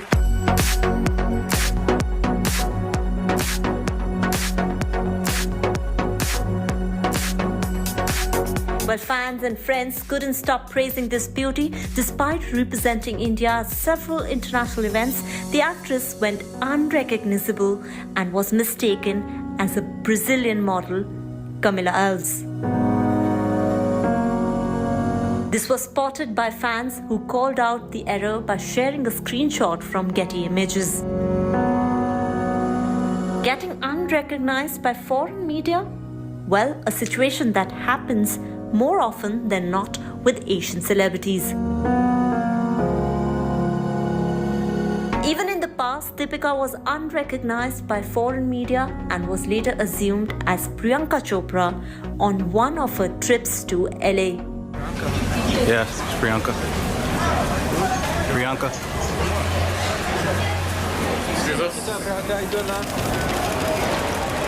Hello, Priyanka. When Deepika was asked about the incident, she lashed out at the foreign press, terming it as racism. Hello, Martin Brundle.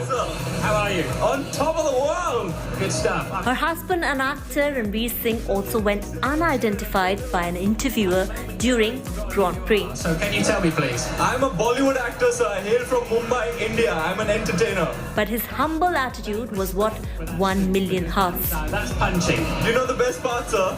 I have to send it all back in the morning. Yeah, I know the feeling. All right, good to see you. Good to see you. Enjoy the That's race. right. In this viral video, Ranveer can be seen with former racing driver Martin Brundle, who had momentarily forgotten him, to which the actor sweetly introduced himself as an entertainer. It might be surprising to learn, but even global star Priyanka Chopra had a similar incident after Rosie O'Donnell, an American comedian, mistakenly called her the daughter of Indian-born American author Deepak Chopra. Everybody, it's me, Rosie O'Donnell, and I just embarrassed my son and his girlfriend Teresa and Fran Drescher because seated next to us at Malibu at Nobu was Nick Jonas and his wife, someone Chopra, which I always assumed was Deepak Chopra's daughter.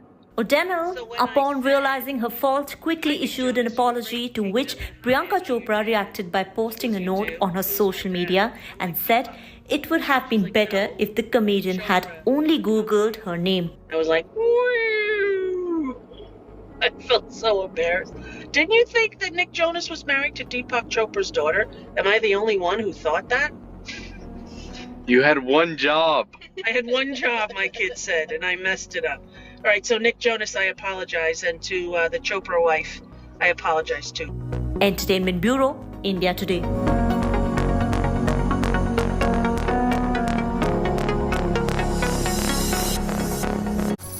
Celebrities headed out to celebrate the end of the long award season in Los Angeles by ditching their red carpet attire for a new party-ready looks. Take a look. All right, are you guys ready? Ooh, RRR. Now the Oscars might be over, but the Hollywood glitz and glam goes on.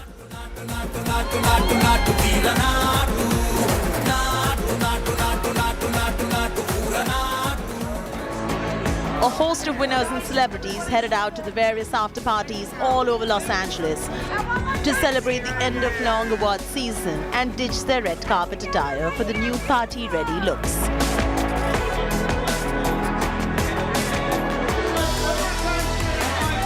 Back on the heels of their win at the awards, RRR star Ram Charan wore a green jacket and his wife Upasna, on the other hand, donned a shimmery black gown.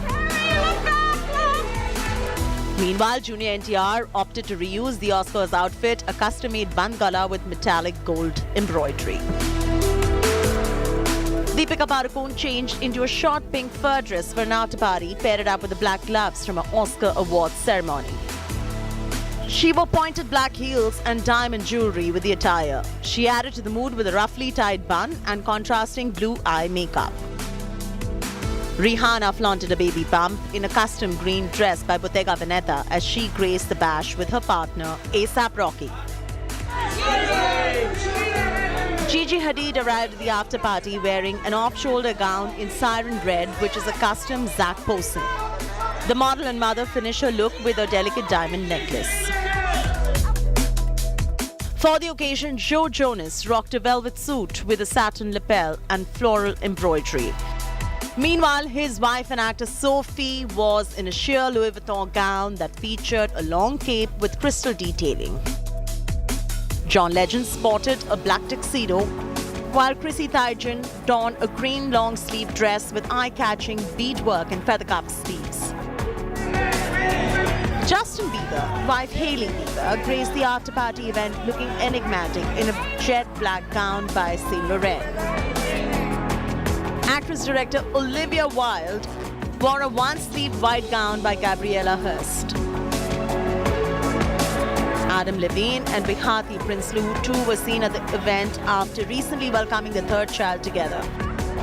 Bihati rocked a curve-hugging, long black sequin dress and Adam wore a black suit. Entertainment Bureau, India Today. RRR's win at the Oscars for its song Natu Natu is the testimony of how far Indian cinema has come. It has seen an immense growth when it comes to content across several regional industries, and as many would say, it's a great time for movies irrespective of language barrier. Now let's take a look at the most anticipated Tamil entertainers of 2023.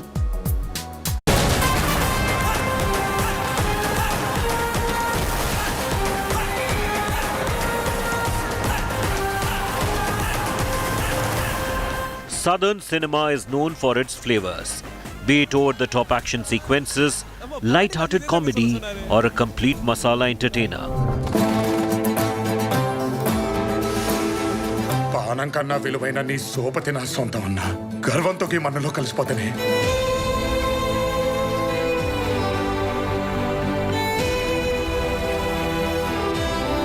And the fact that it has such a wide reach irrespective of the language barrier explains the craze and power of these regional films. While we have Kannada films, Telugu films and Malayalam movies that have had a dream run lately and continue to do so, let's take a look at the A-listers and their most anticipated Tamil movies of 2023 as the industry is basking in the glory of some of the biggest hits.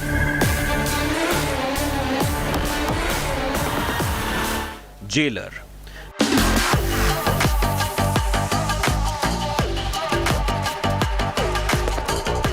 Jailer will be Rajnikant's first film since the release of Annate in 2021.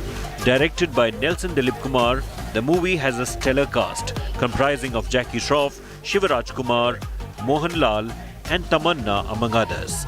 The movie is scheduled to roll out in cinemas on April 14th.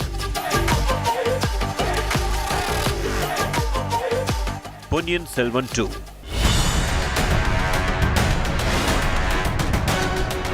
Filmmaker Mani Ratnam's dream project Ponniyin Selvan Part 1 fetched critical acclaim and was a commercial success. The first part of this magnum opus ended on a cliffhanger, and now all eyes are on the second part, which will hit theatres on April 28th.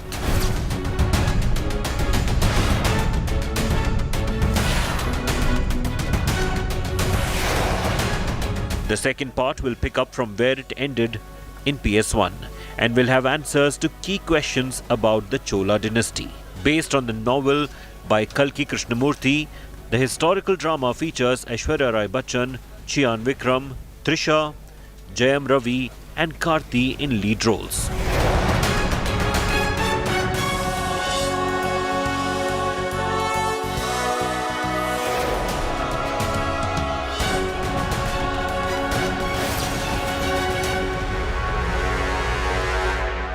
Leo.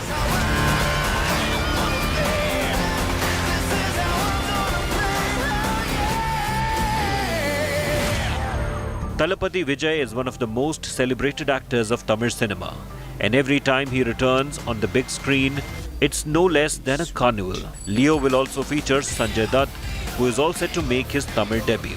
Trisha will also be playing a crucial role in the film, and with this, the actress and Thalapathy Vijay will collaborate after 14 years.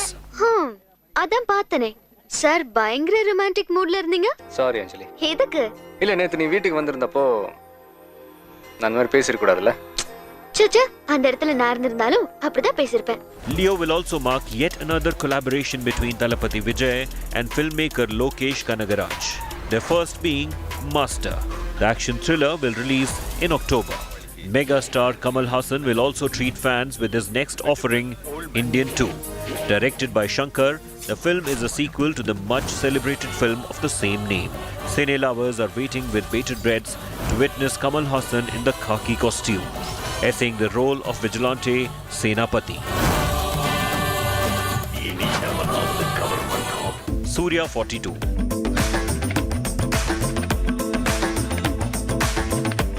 Next in line is Surya with his tentatively titled film Surya 42. Directed by Siruday Siva, touted as historical fantasy drama, the film will also star Disha Patni in lead role. As per reports, Surya 42 has a 1,000-year-old backstory with some solid action.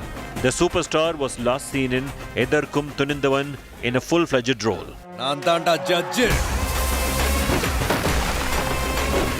Directed by Pandiraj, the action drama received mixed response at the box office. He also appeared in cameo role in Vikram and Rocketry, The Nambi Effect.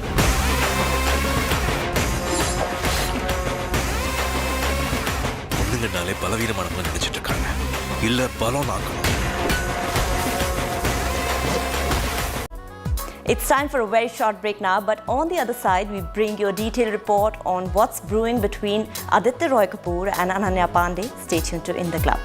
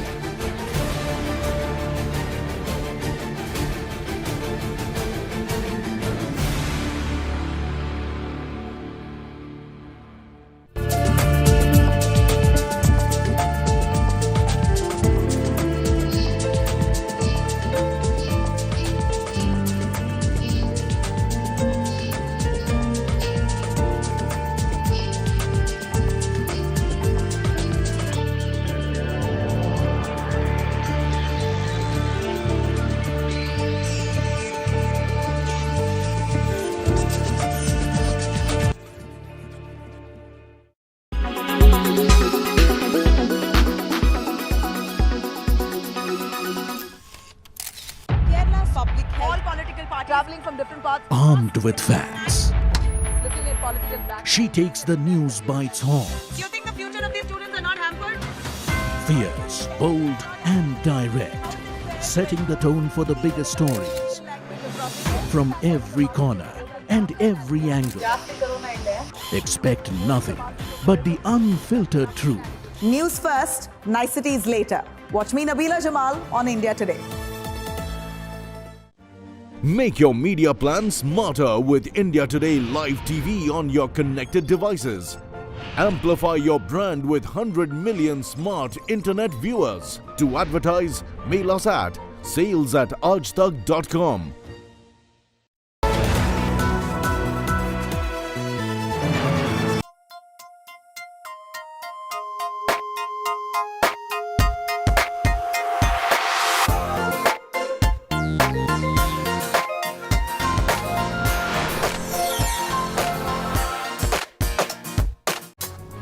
First at Karan Johar's 50th birthday bash, then 2 Diwali parties, and now their stunning appearance together on the ramp of Lakme Fashion Week.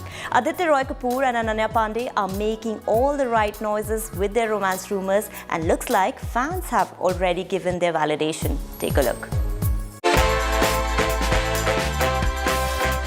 From rumored couple to showstoppers, Ananya Pandey and Aditya Roy Kapoor gave a hint of their mushy romance as they walked the ramp together for designer Manish Malhotra during the finale of Lakme Fashion Week. Aditya donned a black suit with a hint of glitter, while Ananya looked stunning in her black thigh-high slit gown and a matching shrug. In their matching black outfits, holding hands, looking at each other into their eyes, that smile, that glow when you see your loved one. Ananya and Aditya's expressions said it all. They even paused for a moment and shared a quick conversation on the ramp. Did they confirm their romance in public? Maybe, maybe not. But fans liked how they complimented each other. Keeping the love quotient high, Ananya Pandey and Aditya Roy Kapoor have been sparking romance rumors from quite some time now. From being spotted at parties together to cheering for their favorite team at the FIFA World Cup 2022, the duo has been leaving subtle hints for fans.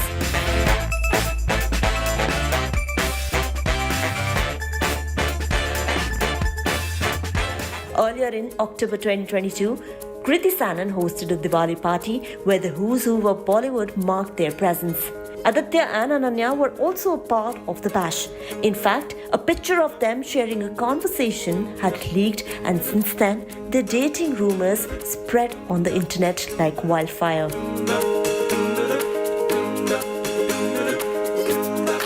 The very next day, at Manish Malhotra's Diwali party, the duo even twinned in their all-black attires as they posed together for the paparazzi.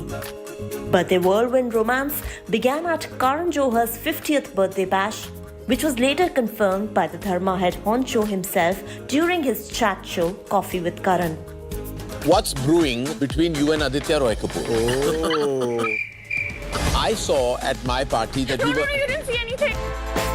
And with their outing at Lakme Fashion Week, rumor mills are buzzing louder than ever. शैली की लंका गिराने के लिए मुझे अपना विभीषण चाहिए.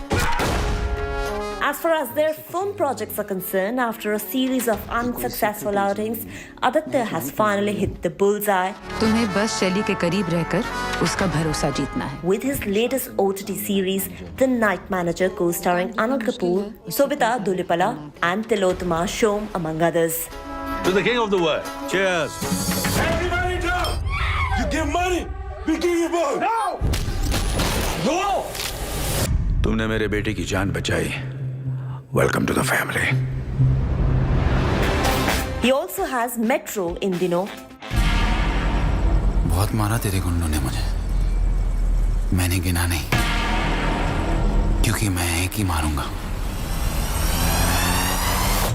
पर उसका दर्द पूरी लाइफ रहेगा. And Gumrah in his kitty. ये एक वेल प्लान मर्डर है. और सस्पेक्ट एक स्मार्ट क्रिमिनल है. और मैं Ananya Pandey. Ananya, on the other hand, has Ayushmann Khurrana starrer Dream Girl 2, which is set to release in theaters on July 7th. ये भी है क्या? क्या तो रही है? आज फिर तो हवन करवा ले. क्यों? हवन क्यों? चंकी पांडे की बेटियों की इतना सा मजाक नहीं समझती. चलो पूजा की तैयारी करते हैं. The film is a sequel of Ayushmann's 2019 film, which was a success. Sita माता की. Ananya will also star in Kho Gaye Hum Kahan, co-starring Siddhant Chaturvedi and Adarsh Gaurav. With Gyanesha Malik, Entertainment Bureau, India Today.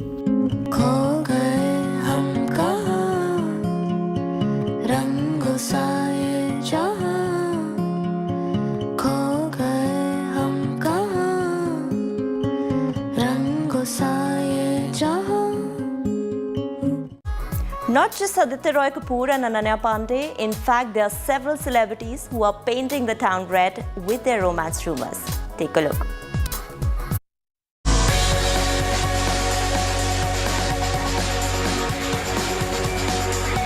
It's the season of love and romance in Bollywood. Not one, not two, but too many Bollywood celebrities are painting the town red with their romance rumors. Granddaughter of Amitabh Bachchan, Navya Naveli Nanda, and the Gehraiya actor Siddhant Chaturvedi are the next new couple in the making. Well, yes, a little birdie has been spreading the news all over the town, and these visuals of the duo leaving Amritpal's party together in a car are proof enough that something is definitely brewing between the two. This comes after Siddhant had denied dating anyone. However, the rumors of the two being more than just friends have been doing rounds for a while now.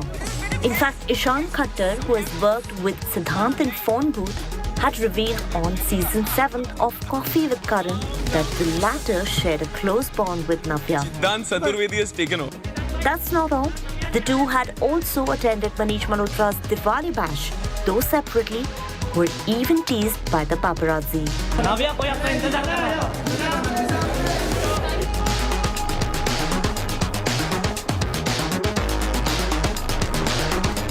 Janhvi Kapoor has also been linked up with her ex-flame Shikhar Paharia. They've been spotted together at several occasions.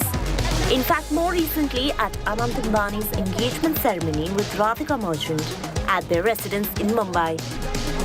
Janhvi arrived wearing a pink sari, and as she entered the venue, she was accompanied by Shikhar.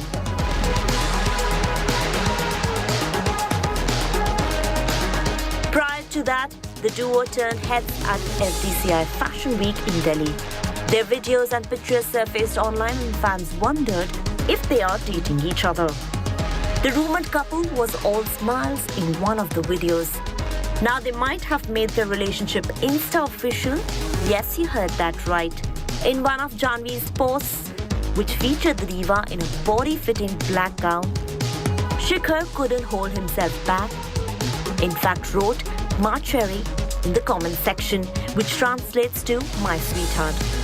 Not just this, they have even been dropping hints, even when they had flown for a vacation in Maldives. In fact, netizens couldn't miss to draw the similarities between their respective posts. That's not all. Father Boney Kapoor has also been spotted arriving for events with Janhvi's rumored beau a couple of times. For the unversed, Shikhar Paharia is the grandson of Sushil Kumar Shinde, former Chief Minister of Maharashtra, and the duo had reportedly dated each other in the past as well. So it definitely looks like they have rekindled their old romance.